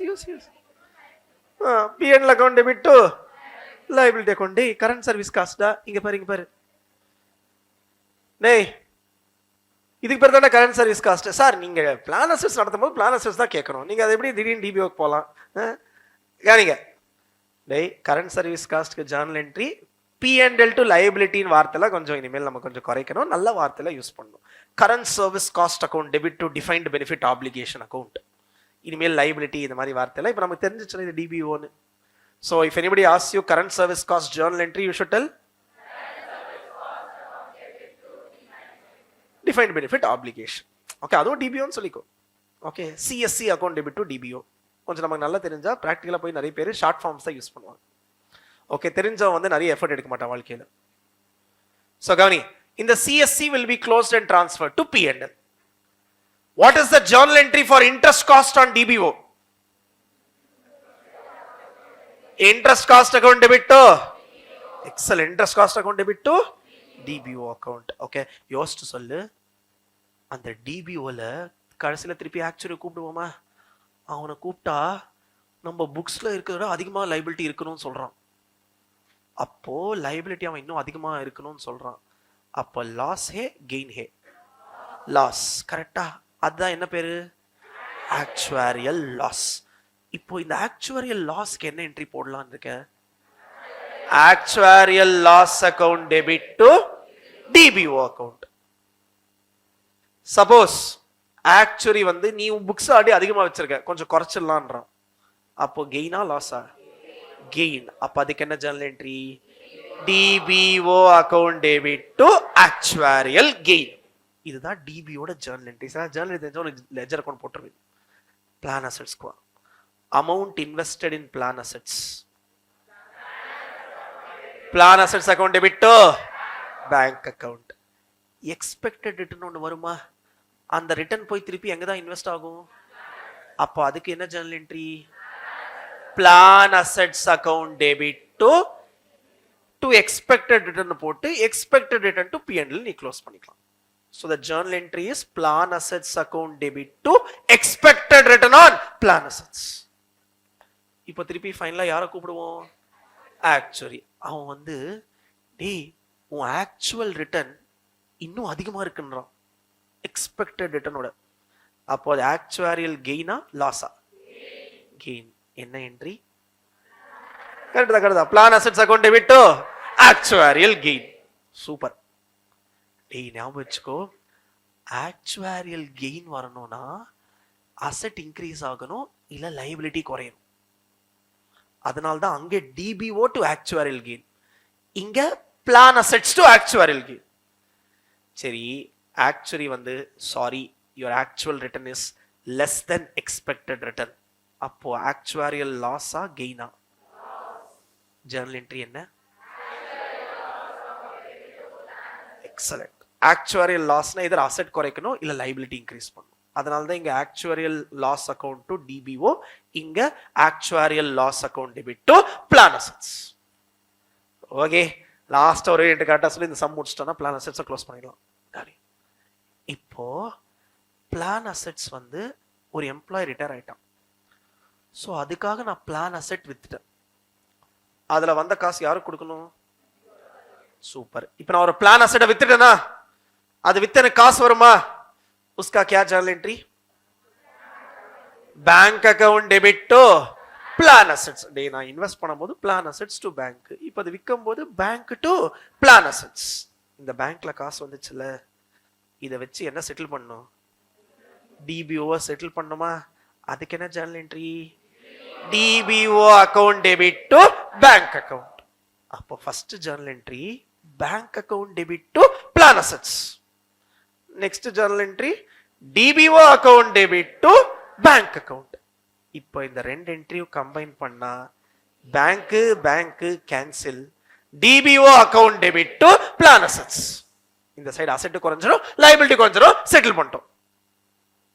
ஓகே, இப்படிதான் எல்லா ஜர்னல் என்ட்ரியும் வரும். இதை வச்சு நீ லெட்ஜர் அக்கவுண்ட் உன்னால போட முடியும் நான் நினைக்கிறேன். ஓகே, இப்போ இந்த சம் என்ன சார் கவனி எல்லாரும் இங்க பாரு.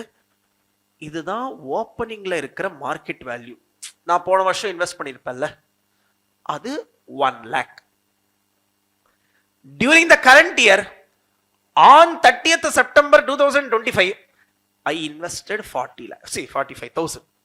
I invested 45,000. இதுக்கு என்ன ஜர்னல் என்ட்ரி நான் போட்டிருப்பேன்? Excellent. Plan assets account debit to bank account. Next இன்னொன்னு பாரு. Plan assets sold during the year on 30th September 2025. ஏன் வித்துட்ட? பிகாஸ் ஏதோ எம்ப்ளாய் ரிட்டையர் ஆயிருப்பான், அவனுக்கு செட்டில் பண்ணணும். இது இந்த 15,000க்கு what would have been the journal entry? DBO account debit to plan assets account. நீ bank account debit to plan assets போட்டாலும் அப்புறமா DBO to bank போடணும். அதனால தான் ஒரே ஜர்னல் என்ட்ரியா DBO account debit to plan assets. Okay டே, common சென்ஸ்ல உனக்கு ஒரே ஒரு ஆன்சர் சொல்லு. 1 lakh இன்வெஸ்ட் பண்ணது 45, வித்தது 15. அப்போ இயர் எதுவுமே இல்லைன்னா க்ளோசிங் பேலன்ஸ் எவ்வளவு இருக்கணும்? 1 lakh. கரெக்டா? நெக்ஸ்ட் இன்னொரு இன்ஃபர்மேஷன் கொடுப்பான். டே இதெல்லாம் அவன் தான் சொல்லணும், நமக்கு எப்படி தெரியும்? கொஸ்டின் அவனே கொடுத்திருப்பான். எக்ஸ்பெக்டட் ரிட்டர்ன் எவ்வளோ? 10.25%.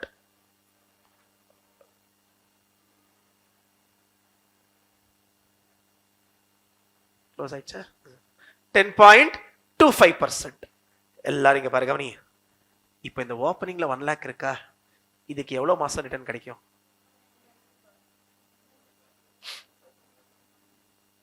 டே அது ஓப்பனிங்ல இருந்து இருக்கா, அதுக்கு எவ்வளவு மாசம் ரிட்டர்ன் கொடுப்போம்? 12 months டா. டே உனக்கு டக்குன்னு கனெக்ட் பண்ணோம்னா இபிஎஸ்ல ஒரு பாவமான ஸ்டாண்ட் ஒன்று இருந்தது. நம்பர் என்ன? இபிஎஸ் டா. அது முடிஞ்சிச்சா இல்ல? EPS AS 20. அதுல weighted average number of shares ஒன்று கண்டுபிடிப்போம். Opening shares, shares issued, share buyback, இதுவும் அதே மாதிரி தாண்டா. Opening plan assets, amount invested, plan assets ஏறும், அங்கேயும் ஷேர்ஸ் ஏறும். Plan asset sold, plan asset குறையும், அங்கேயும் ஷேர்ஸ் குறையும், பைபேக் பண்ணு. கரெக்ட்? கொஞ்சம் அந்த மாதிரி யோசிக்கலாமா? இது வந்து 1 lakh ஃபுல்லா 12 monthsக்கு இருக்கா. ஸோ இதுக்கு என்ன ரிட்டர்ன் கிடைக்கும்? Into 10.25% into 12/12, which is 10,250. கரெக்டா? டே ப்ளீஸ் லைன்ல இரு கவனிங்க. இந்த 45,000 இருக்குல்ல, இதுக்கு எவ்வளவு மாசம் தான் இன்ட்ரெஸ்ட் கிடைக்கும்? 6 months. ஏன்னா October, November, December, John, Feb and March. So into இது நீ தான் ஹெல்ப் பண்ணணும்டா. இது மாதிரி இந்த அளவுக்குலாம் கால்குலேட் பண்ண முடியாது. 2,306 வச்சுக்கோ, அந்த 0.25 கொடுத்துடலாம் உனக்கு. ஓகே டே சரி, இப்போ நான் பார்க்குறேன் உனக்கு எவ்வளோ ஞாபகம் இருக்கு. இந்த 15,000 விற்கிறோமா? இதுக்கு எப்படி பண்ணணும்? நம்ம இதுக்கு எப்படி அட்ஜஸ்ட் பண்ணணும்? மைனஸ் பண்ணணும். Okay very good, super. எப்படி எழுதுறோம்? மைனஸ் 15,000 இன்டூ 10.25% into, ஸோ இது மைனஸ்ல போடணும், பிளஸ் பண்ணக்கூடாது. இது ஏன் இந்த மாதிரி மைனஸ் பண்றோம்? பிகாஸ் யாராச்சும் ஒருத்தவங்க இந்த மாதிரி மாஸ் ஆன்சரிங் வேணாம். ஒருத்தவங்க சொன்னா எல்லாரும் சைலண்ட் ஆயிட்டீங்க. டேய் சார் மற்றவங்க விட்டு கொடுக்கலாம், எனக்கு அந்த மாதிரிலாம் வேண்டாம்.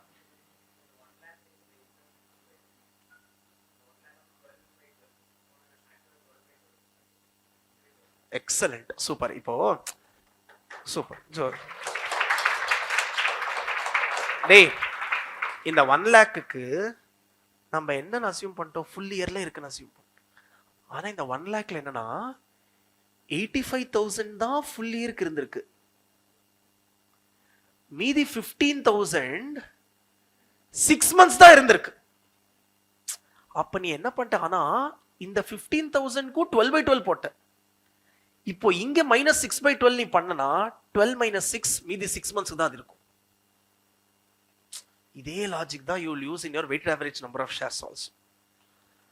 பைபேக் ஒன்று வரும், ஞாபகம் இருக்கா? அது அட்ஜஸ்ட்மெண்ட் பைபேக்னு. பைபேக் பண்ணா ஷேர்ஸ் நம்பர் ஆஃப் ஷேர்ஸ் குறையுமா ஏறுமா? குறையும். நம்ம பைபேக் பண்ணா நம்பர் ஆஃப் ஷேர்ஸ் குறையும், கரெக்டா? அப்போ நம்ம என்ன பார்ப்போம்? அந்த ஷேர்ஸ் எவ்வளவு நாளைக்கு இல்லைன்னு பார்த்து மைனஸ்ல போடுவோம்.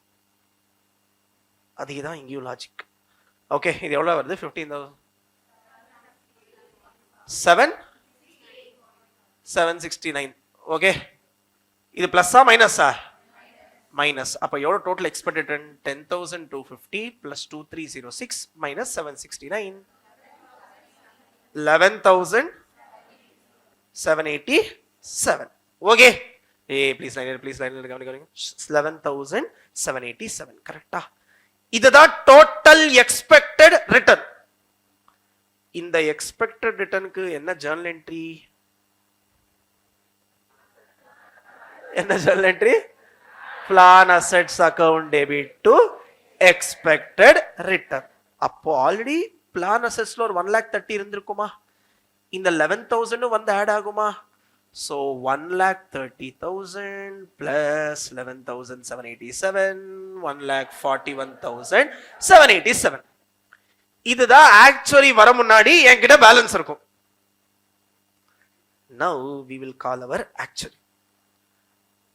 சங்கர் புரியுதா? ஆக்சுவலி வந்து என்ன சொல்லுவான்? வந்துட்டு க்ளோசிங் பேலன்ஸ் ஷீட் டேட் அன்னைக்கு மார்க்கெட் வேல்யூ எவ்வளோ? 1,50,000. Very ratio please. நம்ம புக்ஸ்ல எவ்வளவு இருக்கு? 1,41,787. மார்க்கெட் வேல்யூ எவ்வளோன்னு சொல்றோம்? 1,50,000. எல்லாரும் பாருங்க ப்ளீஸ். அப்போ நம்ம நினைச்சதோட அதிகமா வந்திருக்கா கம்மியா வந்திருக்கா? அதிகமா வந்திருக்கு. கவனி, இப்போ சப்போஸ் உனக்கு இந்த மாதிரி क्वेश्चन கொடுத்துட்டு எக்ஸாம்ல கேட்கறான், calculate actual return on this plan assets. Can anybody tell me what is the actual return that we got?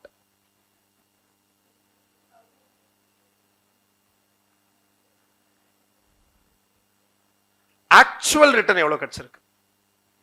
நான் கேட்கறது ஆக்சுவாரியல் கெயின் ஆர் லாஸ் இல்ல, ஆக்சுவல் ரிட்டர்ன். சிம்பிள் டா, 20,000. ஏன்னா எதுவுமே ரிட்டர்ன் வரல. எவ்வளவு இருக்கணும்? 1,30,000. க்ளோசிங் மார்க்கெட் வேல்யூ எவ்வளவு இருக்கு?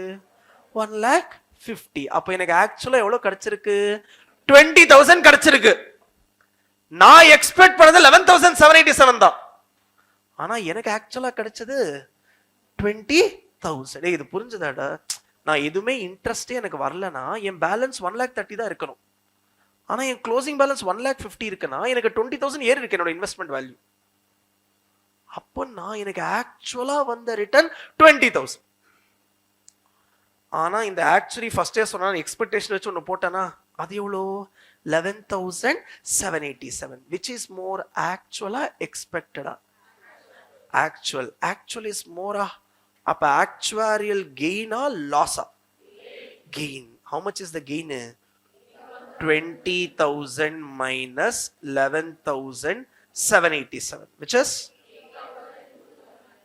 8,200. இதுதான் actuarial gain. Able to understand? யோசிச்சு சொல்லணும். if there is actuarial gain, which will be more, expected return or actual return? Appo can I say like this? Actual return is equal to expected return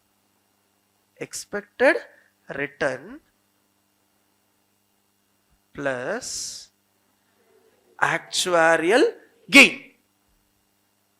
இங்க பாரு, expected return எவ்வளோ? 11,787. actuarial gain எவ்வளோ? 8,213. total ரெண்டும் add பண்ணா 20,000. Day, suppose if there is actuarial loss, then expected will be more, actual will be more. அப்போ actual return is equal to expected return, excellent, minus actuarial loss. இப்படிதான் you have to find out. Okay, நமக்கு மெயினா என்ன கேட்பானா calculate actual return கேட்பான். So நம்ம இந்த மாதிரி எக்ஸ்பெக்ட் ரிட்டர்ன் கண்டுபிடிச்சு ஆக்சுவரியல் கெயின் ஆர் லாஸ் வருதுன்னு பார்த்து அதை வச்சு we have to calculate the actual return. Able to understand? Okay, இங்கே தான் ஒரே ஒரு சம் மட்டும் போடுறியா? எனக்கு நீ வந்து ஆக்சுவல் ரிட்டர்னும் எக்ஸ்பெக்ட் ரிட்டர்ன் நீ கண்டுபிடிக்கணும். எழுது.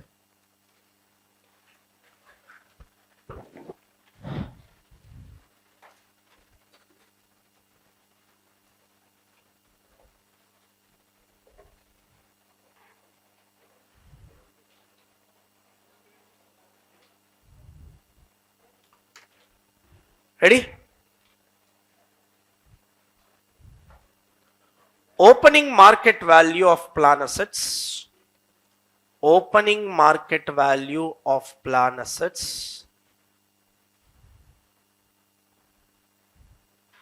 is 5 lakhs. Amount invested during the year.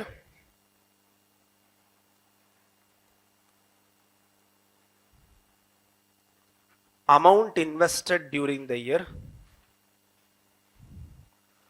on 30th June 2025 is 2.5, 2,50,000.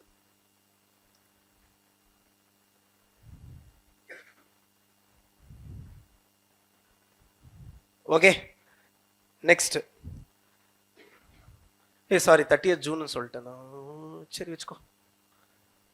Next, plan assets sold. Plan assets sold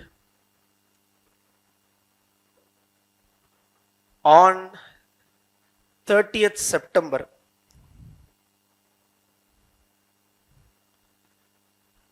is 1 lakh. டே, அப்போ ரிட்டர்ன்ஸ் எதுவுமே இல்லைன்னா what should be the closing balance? 6,50,000. Super. Expected return on plan assets is equal to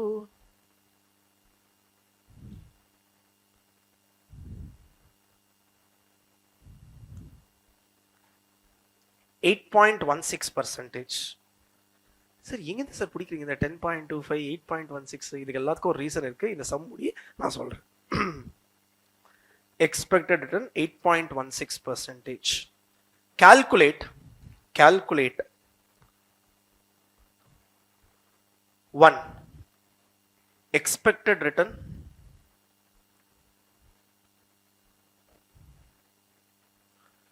2 actual return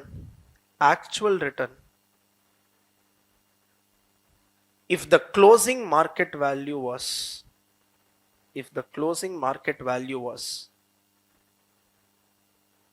8 lakhs. Last one, 3. Day 1 you have to calculate expected return. 2 you have to calculate actual return if the closing market value is 8 lakhs. 3 actuarial gain or loss.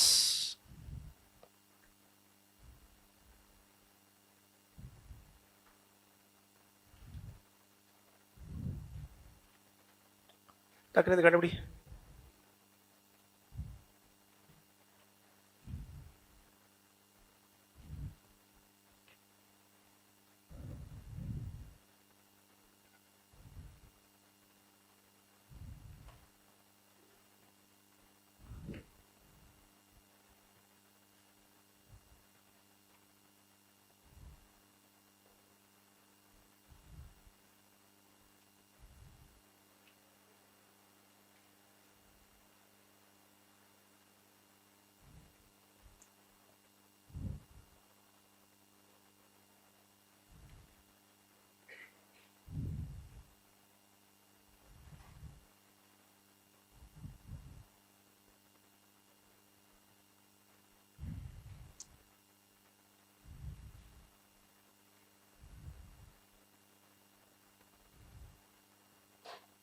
First expected return கண்டுபிடி.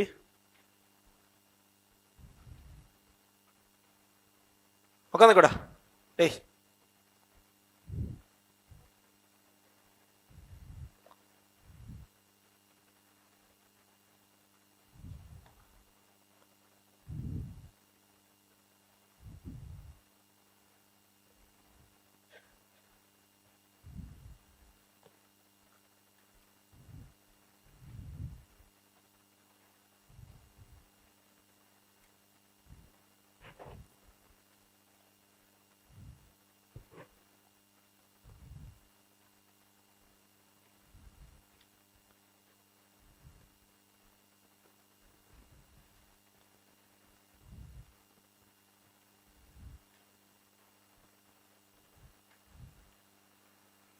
இவ்வளோ சின்னதாக முடிச்சிட்டேன்.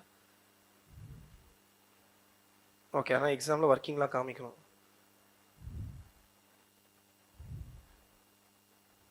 இல்லை நீ copy அடிச்சுட்டு நினச்சிவாங்க.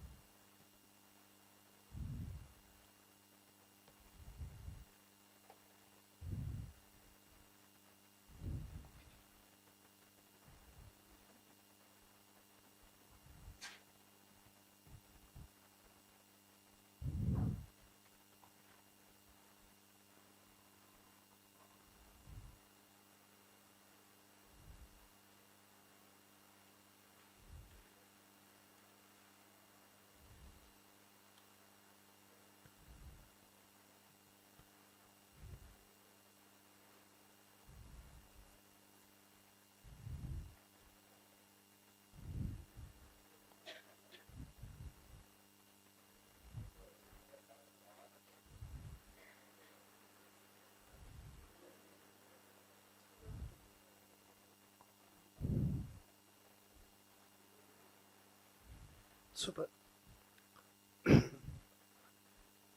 Expected return டன்னாடா? how much? 52,020. Super. அது வந்துச்சு எல்லாருக்கும் 52,020. anybody struggling in that? வந்துச்சடா லாஸ்ட் ரோ?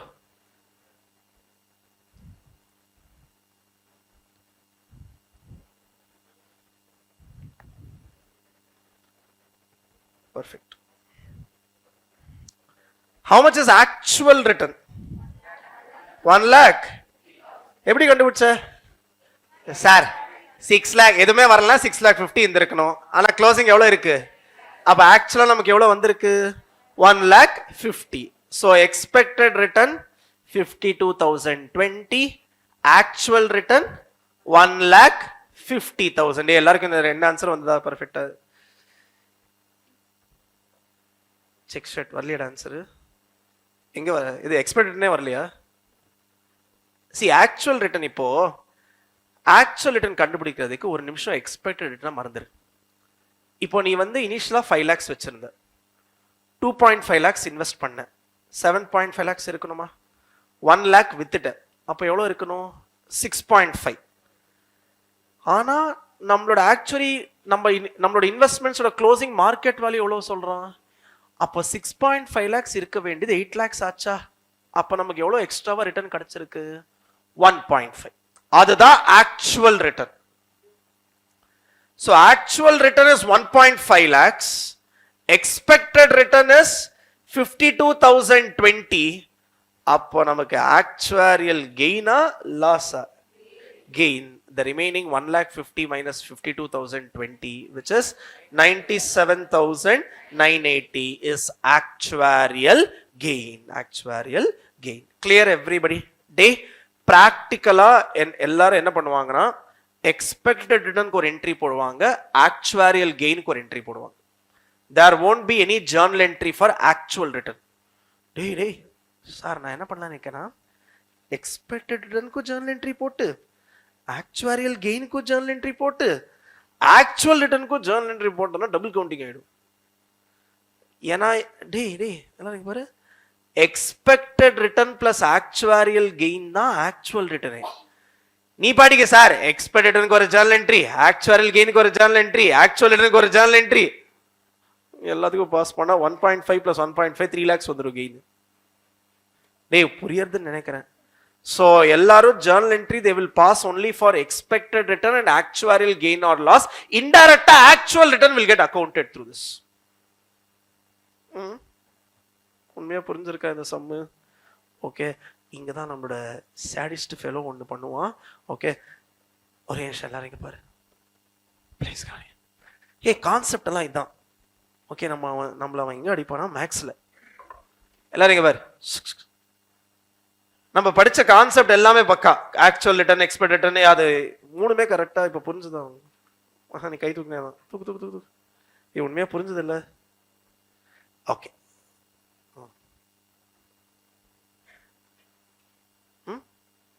புரியுறதா?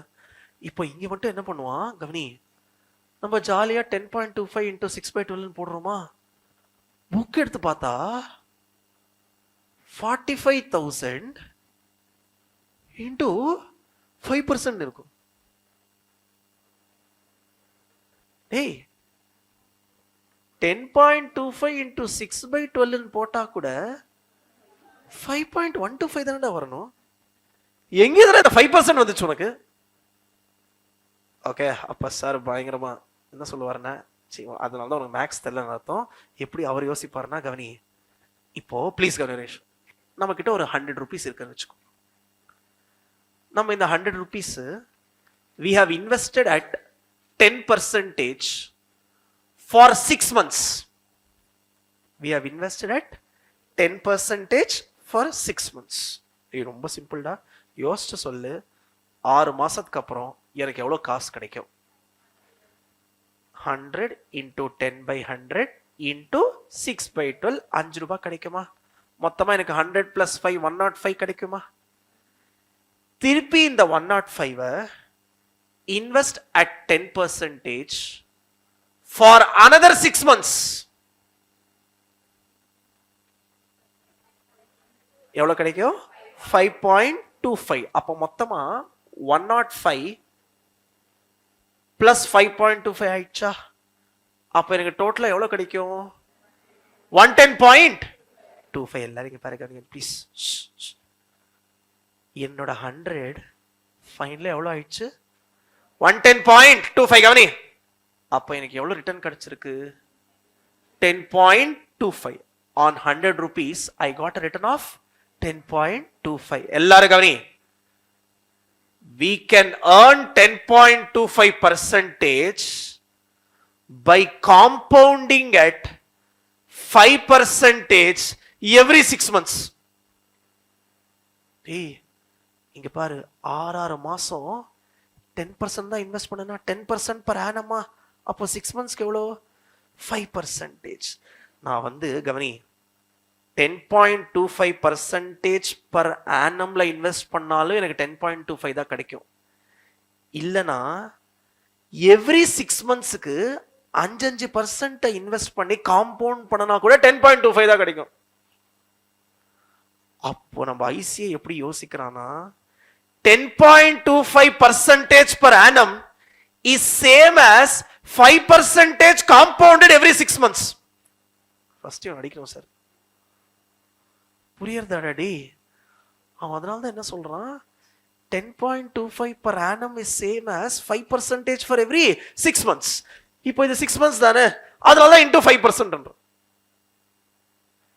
உனக்கு இதெல்லாம் ஞாபகம் இருக்கான்னு தெரியல, ஃபவுண்டேஷன் மேக்ஸ்ல வந்து எஃபெக்டிவ் ரிட்டர்ன் எஃபெக்டிவ் ரேட்னு ஒன்று கண்டுபிடிப்போம், அதுதான் இது. அப்போ சும்மா டப்பாச்சு ஏதோ மார்க் வாங்கியிருப்பேன், இங்க நம்ம போட்டு இங்க படிச்சு சாவடிக்கலாம். இந்த மாதிரி போட்டான், இந்த மாதிரி போட்டிருக்கான் 5%. அவனே போட்டுட்டு கீழே நோட் கொடுத்துருக்கான், students may ignore this and do 10.25 × 6/12 also பண்ணியிருக்கான். ஓகே, நல்லவன் இப்படி அலோவ் பண்றான். ஆனா எக்ஸாம்ல ஆன்சருக்கு 5% கொடுத்துருக்கான். எவன்லாம் 10.25 × 6/12 போடுறான் மார்க் கூட கொடுக்க மாட்டேங்கிறான். ஓகே, அதனால தான் சாடிஸ்ட்னு சொன்னது. ஸோ அதனால தான் வந்து சார் எனக்கு எப்படி சார் தெரியும், நான் எப்படி சார் இதை ஞாபகம் வச்சுக்கதே? டே ஃபர்ஸ்ட் ஒன்று என்னன்னா, நம்ம புக்ல 2 சம் இருக்கு, 2த்துலயும் 10.25 தான். அப்போ நம்ம கொஞ்சம் எப்படி டப்பா அடிக்கலாம்னா, 10.25னா 5% for 6 months. சரி, கொஞ்சம் ரொம்ப மட்டமா இருக்கே சார். ஓகே, உனக்கு அப்படி பர்ஃபெக்டா கண்டுபிடிக்கணும்னா இது நீ எப்படி கண்டுபிடிக்கணும்னா, எல்லாரும் இங்க பாரு, ஒரே விஷயம் பாரு ப்ளீஸ். கொஞ்சம் மேக்ஸ்லாம் தாங்குவியா? 1 ரூபி நான் இன்வெஸ்ட் பண்ணனா, கவனி, let us assume my actual rate is x. 6 monthsக்கு நான் இன்வெஸ்ட் பண்றேனா, அப்ப என்னோட ரேட்டு by 2. இப்ப நான் 6 monthsக்கு இன்வெஸ்ட் பண்ணா 2 times காம்பவுண்ட் ஆகுமா? ஸ்கொயர். ஓகே டே, இது மேக்ஸ். ஓகே, என்னோட ஏரியா இல்ல, இது மேக்ஸ்.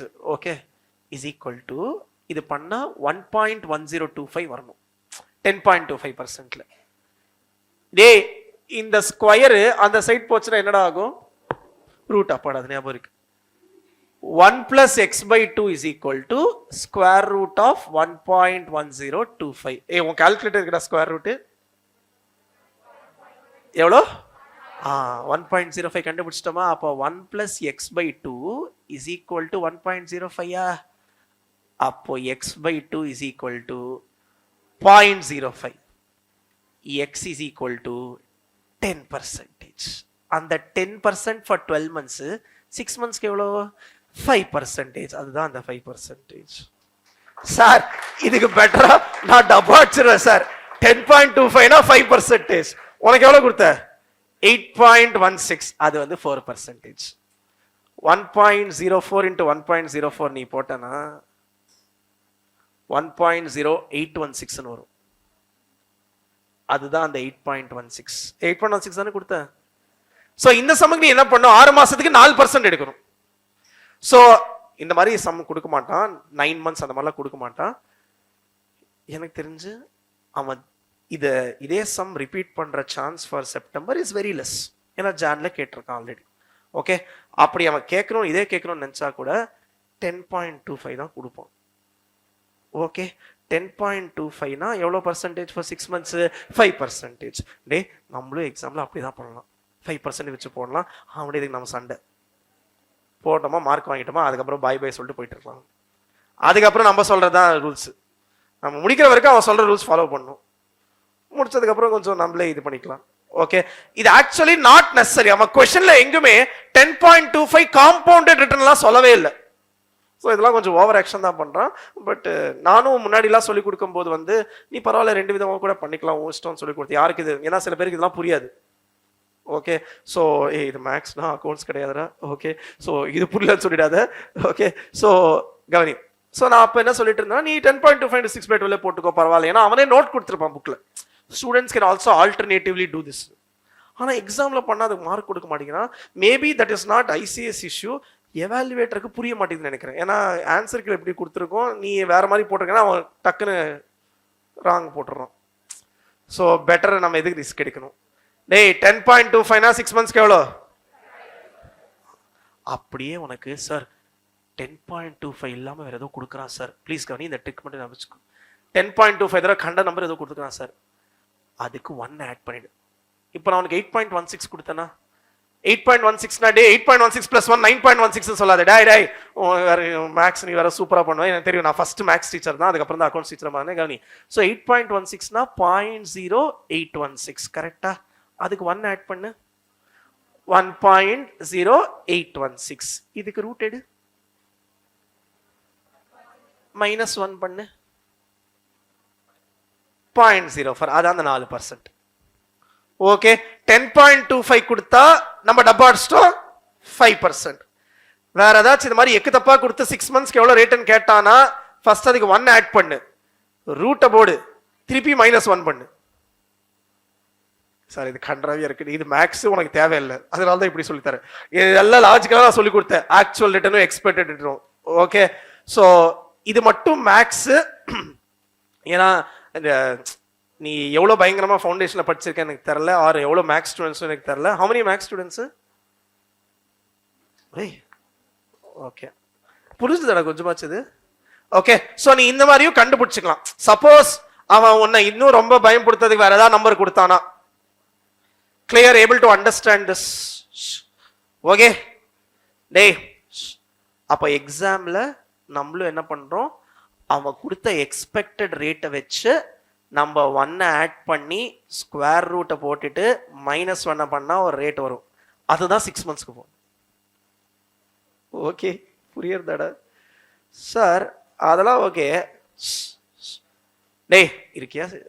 கிளியரா டெல்லும் சார். அதெல்லாம் ஓகே. நீங்க ஒன்று 9 மந்த்ஸ்னு ஒன்று கொடுத்தீங்களே சார். அந்த மாதிரிலாம் உன் புக்கில் ஒரு சமூகம் இல்லை, நான் தான் கொஞ்சம் ஓவர் ஆக்ஷன் பண்ணி நான் 9 மந்த்ஸ்லாம் கொடுத்துருக்கேன். இப்போ அந்த மாதிரிலாம் நீ 6 மந்த்ஸுக்கு ஞாபகம் வச்சுக்கோ போதும். ஓகே, ஸோ இது மோர் ஆஃப் மேக்ஸ். நீ அப்படியே 9 மந்த்ஸ் கொடுத்தா இன்ட்டு 9/12 போட்டுரு. Give a clear note that we have not compounded the rate of it. We have assumed it's a simple interest. Clear? ஏன்னா எங்குமே கொஸ்டின் உனக்கு காம்பவுண்டிங்னு சொல்லவே மாட்டான். டேய் ஓகேவா? புரியுறதா இது? அண்ட் ஒன்னே மட்டும் எனக்கு ஆன்சர் பண்ணி இதை க்ளோஸ் பண்ணிடலாம். இந்த 10.25% இருக்குல்ல, this 10.25 inside this only interest dividend will be there, even capital appreciation is there.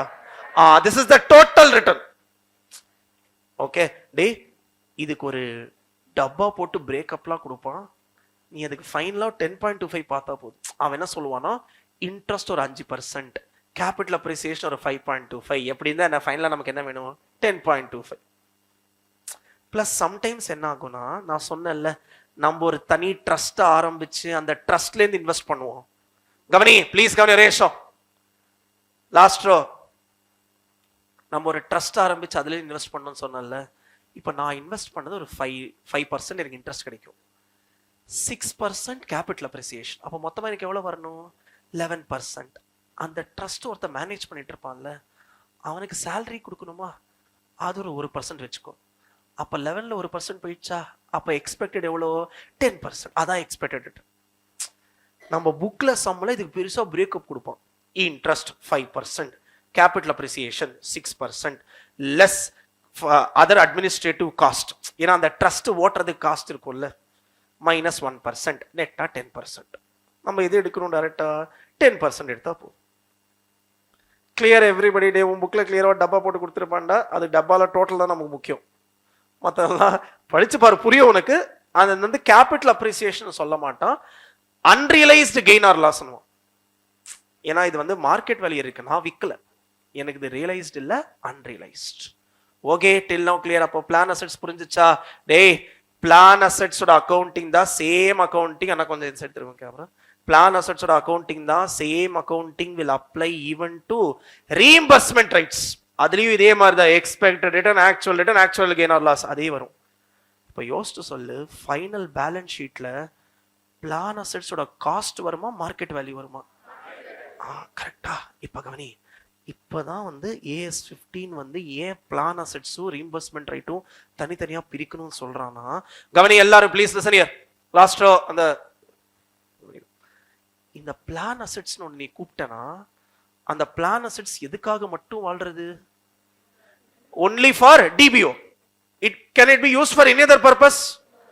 If you can use it for any other purpose, you will call it as. இப்போ என்ன சொல்றானா, AS15 என்ன சொல்றான், பேலன்ஸ் ஷீட்ல DBO தனியா, plan assets தனியா காமிக்க கூடாது.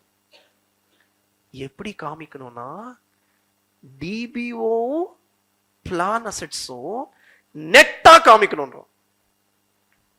ஏன்னா இந்த பிளான் அசெட்ஸ் இருக்கிறதே எதுக்காக? DBOக்காக. டேய் அப்போ ஃபார் எக்ஸாம்பிள் என்கிட்ட DBO ஒரு 2 கோடி இருக்கு, பிளான் அசெட்ஸ் 1.5 crores இருக்கு. I will not say liability side DBO 2 crores, asset side plan assets 1.5. I will say net DBO 0.5. புரியுறதாடா?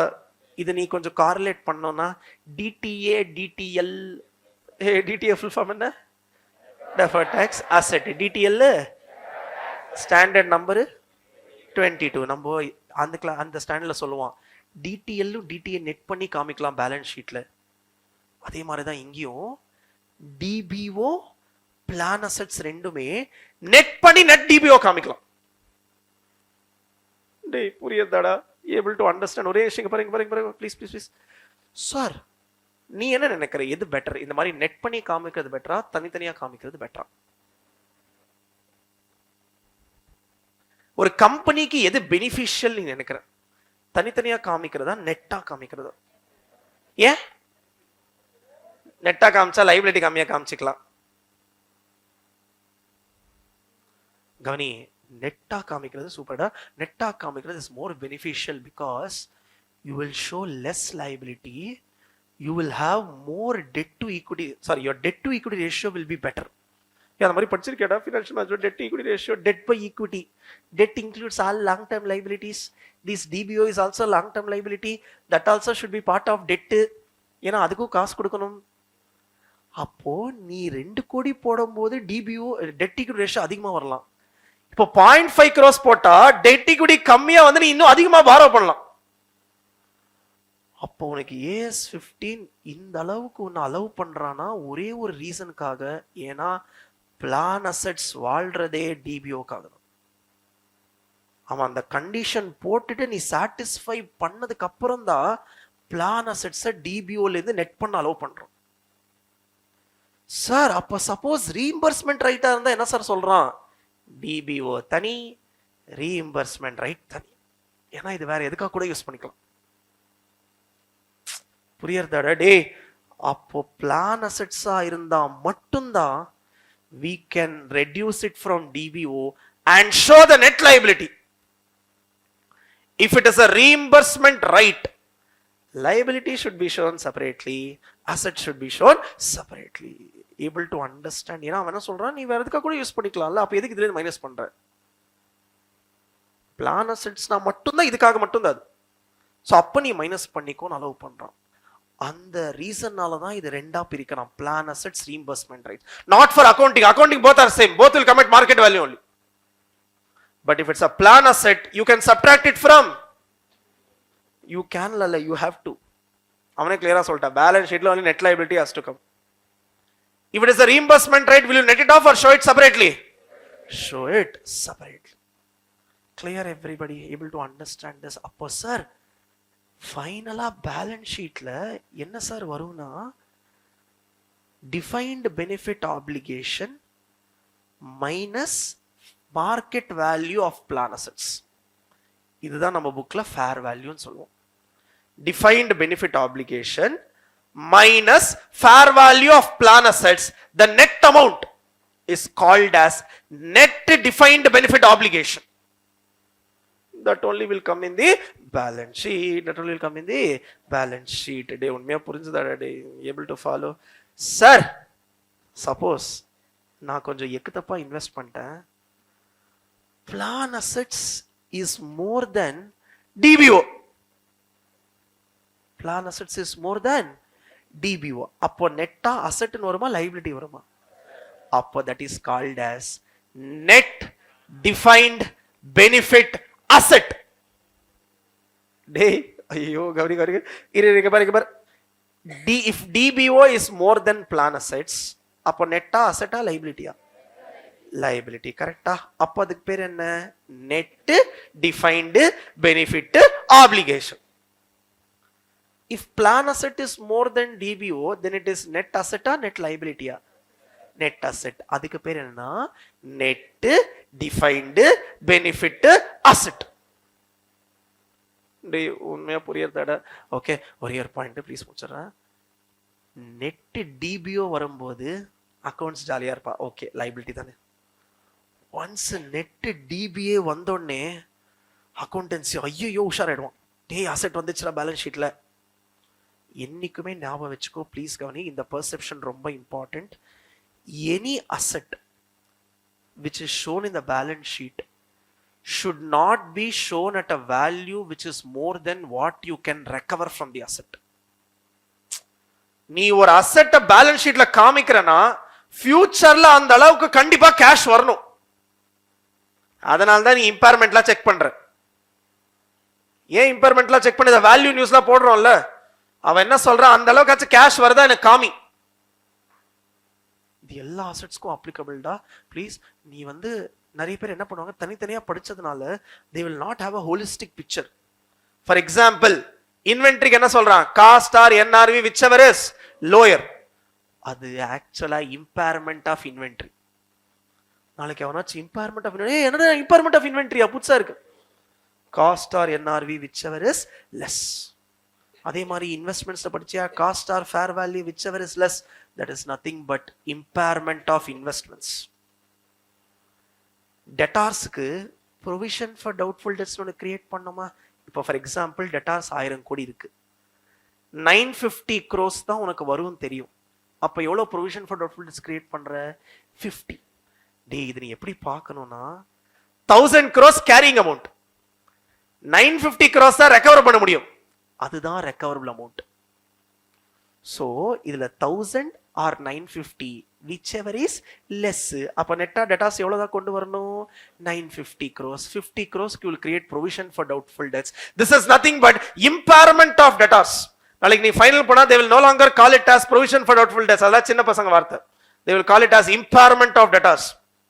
நீ உடனே அப்படிலாம் இல்லையே, இம்பேர்மெண்ட் நாங்கள் பிளான்ட் அண்ட் மிஷினரி தானே படித்தோம், இதெல்லாம் டெட்டாஸ்க்குலாம் இம்பேர்மெண்ட் வருது. டே AS28 வந்து பிளான்ட் அண்ட் மிஷினரி அதுக்கு மட்டும் தான் பேசிட்டு இருக்கான், மற்ற அசெட்ஸ்க்கு அந்தந்த ஸ்டாண்டர்ட்ல பேசியிருக்கான். AS28 specifically deals only with impairment of PPE and intangibles. ஏன்னா AS10 26ல அதை பத்தி பேசல. இன்வென்ட்ரிக்கு AS2லயே பேசிட்டான், அதனால தான் AS28 வரமாட்டான். அதனால தான் AS28 ஸ்கோப்லயே இன்வென்ட்ரி எக்ஸ்க்ளூடட், டெட்டார்ஸ் எக்ஸ்க்ளூடட். எல்லா அசெட்டுக்கும் இந்த மாதிரி ஒரு பிரின்சிபல் இருக்கும்.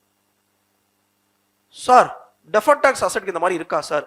டேய் உனக்கு ஞாபகம் இருந்தா ஒரு டெஃபர்ட் டாக்ஸ் அசெட் கிரியேட் பண்ணணும்னாலே ரீசனபிள் சர்டன்டிலாம் வேணும், அந்த மாதிரிலாம் சொல்லுவான் பாரு. அந்த மாதிரி வர்ச்சுவல் சர்டன்டிலாம் இல்லைன்னா ரிவர்ஸ் பண்ணணும், அதுவும் ஒரு மாதிரி இம்பேர்மெண்ட் டெஸ்ட் தான். நீ கிரியேட் பண்ணிட்ட டிடிஏ, அதுக்கப்புறம் பார்த்தா வர்ச்சுவல் சர்டன்டி இல்லை, அப்ப இதுவுமே வராதுன்னு தெரிஞ்சிச்சா, ரிவர்ஸ் பண்ணு, அது இம்பேர்மெண்ட் ஆஃப் டிடிஏ.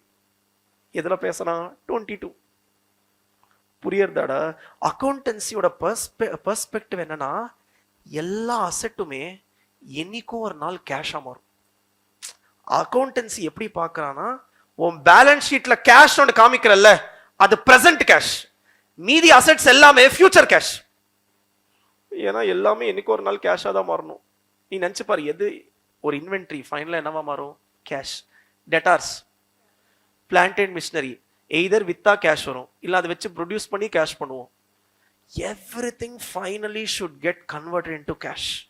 சார் அப்ப அசெட்னாலேயே நான் ஒரு கேஷ்ன்னு பார்க்கணுமா? ஆமா. இன்னைக்கு அது கேஷா இருந்தா அது பிரசன்ட் கேஷ், வேற மாதிரி இருந்துச்சுன்னா அது ஃபியூச்சர் கேஷ். புரியறதா? அப்போ அக்கௌண்டன்சி எப்படி யோசிப்பானா, any asset which is shown in the balance sheet, you should not show it at a value which is more than what you can recover from the asset. அப்போ இங்கேயும் நமக்கு இப்போ asset வருதா? Net defined benefit asset எது அதிகமா இருக்கு? Plan assets அதிகமா இருக்கு, டிபிஓ கம்மியா இருக்கு, அதனால தான் ஒரு நெட் அசெட் வந்துச்சு. கரெக்டா? ப்ளீஸ் கவனி. ஒரு நெட் அசெட் வந்துச்சா, இப்போ அக்கௌண்டன்சி உஷாராட்டான், ஐயோ அசெட் வந்துச்சா. அசெட் வந்தாலே அக்கௌண்டன்சி யோசிக்கிறது இம்பேர்மெண்ட் பத்தி. இங்க நெட் டிஃபைன்டு பெனிஃபிட் அசெட்டுக்கு AS15லயே ஒரு ப்ரொவிஷன் வச்சுட்டான், அதனால தான் திருப்பி AS28 will not apply. Okay, இங்க என்ன சொல்றான் கவனி. அசியூம் பிளான் அசெட் 110 கோடி இருக்கு, டிஃபைன்டு பெனிஃபிட் ஆப்ளிகேஷன் 100 கோடி இருக்கு. அப்போ நெட் டிஃபைன்டு பெனிஃபிட் அசெட் கித்தனா? 10 crores. கரெக்டா? 10 crores நெட் அசெட் காமிக்கிறியா? அக்கௌண்ட் சொல்லலாம், காமிச்சுக்கோ. அதுக்கு முன்னாடி எனக்கு ஒரு செக் பண்ணணும். நீ 10 crores கேரிங் அமௌண்டா? இப்போ இந்த அக்கௌண்டன்சி என்ன கேட்கறான், நீ அதிகமா கான்ட்ரிபியூட் பண்ணிட்டியா? போய் சப்போஸ் இது ஒரு எல்ஐசி கான்ட்ரிபியூட் பண்ணணும்னு வச்சுக்கோ, போய் எல்ஐசி கிட்ட கேளு, எல்ஐசி இந்த மாதிரி நீ எக்ஸ்ட்ராவா கான்ட்ரிபியூட் பண்ண எவ்வளவு ரீஃபண்ட் கிடைக்கும்? எல்ஐசி நான் 10 கோடி ஃபுல்லா ரீஃபண்டா கொடுத்துறேன். அப்போ ஃபியூச்சர்ல நமக்கு 10 கோடி வந்துருமா? கேரிங் அமௌண்ட்டும் 10 கோடி, ரெக்கவரபிள் அமௌண்ட்டும் 10 கோடி, அப்படியே 10 கோடியில விட்டுரு. இப்போ நீ போய் எல்ஐசி கிட்ட கேட்டா, இல்ல எங்ககிட்ட எக்ஸ்ட்ரா இருக்கிறது 6 கோடி தான், நாங்க 6 கோடி தான் கொடுப்போம். அப்போ கேரிங் அமௌண்ட் 10 கோடி, ரெக்கவரபிள் அமௌண்ட் 6 crores. அப்போ balance ஷீட்ல 10னா 6 4 crores is impairment loss which will be charged to P&L. புரியறதாடா? டே Jan 26ல கேட்டான்டா இது. சாரி 26ல 25ல நெட் டிஃபைன்டு பெனிஃபிட் அசெட்னு வந்தாலே அந்த carrying amount should be compared with future benefit that you will get from this in the form of refund. உனக்கு ஃபுல் 10 கோடி கிடைச்சா ஓகே, 10 கோடி காமிச்சுக்கோ. 10 கோடியோட கம்மியா உனக்கு வருதா, அப்போ நீ இதை குறைச்சு. Clear everybody? And the reduction that is called as impairment of net defined benefit asset. உண்மையா புரியுதாடா டே? Able to understand? So அப்ப நமக்கு இன்னைக்கு மெயினா பிளான் அசெட்டோட அக்கௌண்டிங் ஃபுல்லா தெரிஞ்சிச்சு. ஓகே, டிபியோட அக்கௌண்டிங்கும் தெரிஞ்சிச்சு, டிபியோட அக்கௌண்டிங்கும் தெரிஞ்சிச்சு, டிபியோட அக்கௌண்டிங்கும் தெரிஞ்சிச்சு. ஓகே, ஸோ ஒன்று கரெக்டைல்மெண்ட் அண்ட் செட்டில்மெண்ட் மட்டும். ஒரு என்ன டைம் என்னாச்சு? 1:22. No sir, sorry sir, you can get out sir.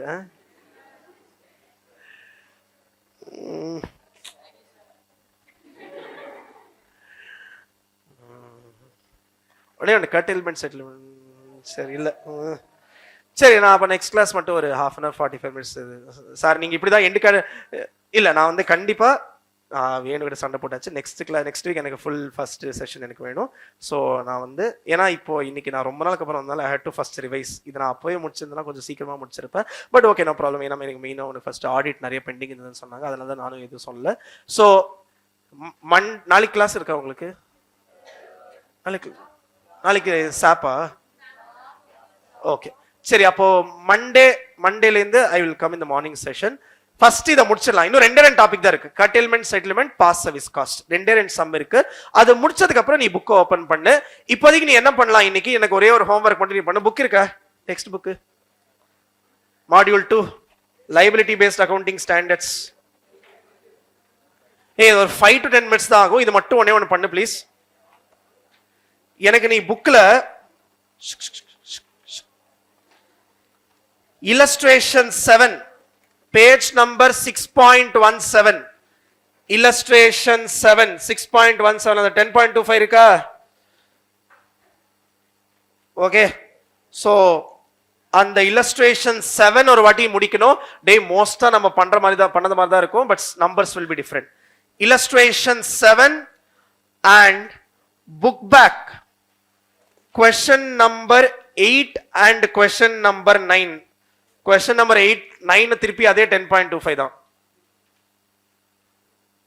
Okay, so please டே நீ நம்ம இன்னைக்கு கிளாஸ்ல போட்ட சம் பர்ஃபெக்ட்டா புரிஞ்சிச்சுனா உனக்கு, அண்ட் நான் உனக்கு அந்த சொன்ன 5% லாஜிக் உனக்கு லாஜிக்கல 5% ஞாபகம் இருந்தா ஓகே, உனக்கு மேக்ஸிமம் 20 minutes ஆகும் இந்த 3 சம் சால்வ் பண்ண. ப்ளீஸ் முடிச்சிரு. இது நம்ம முடிச்சிட்டோம்னா இன்னும் ஒரே ஒரு சம் நம்ம புக்ல போடாத மாதிரி இருக்கும், கட்டில்மெண்ட் அண்ட் செட்டில்மெண்ட். அதுவும் நம்ம அடுத்த கிளாஸ் முடிச்சிட்டோம்னா ராக் ஸ்டார் லிமிடெட் ஒன்று இருக்கும். ஓகே, சோ அது மட்டும் நம்ம முடிக்கணும். சோ மண்டே டெஃபினட்டா will come in the first session. We will finish the standard, start with consolidated financial statements. Thank you so much.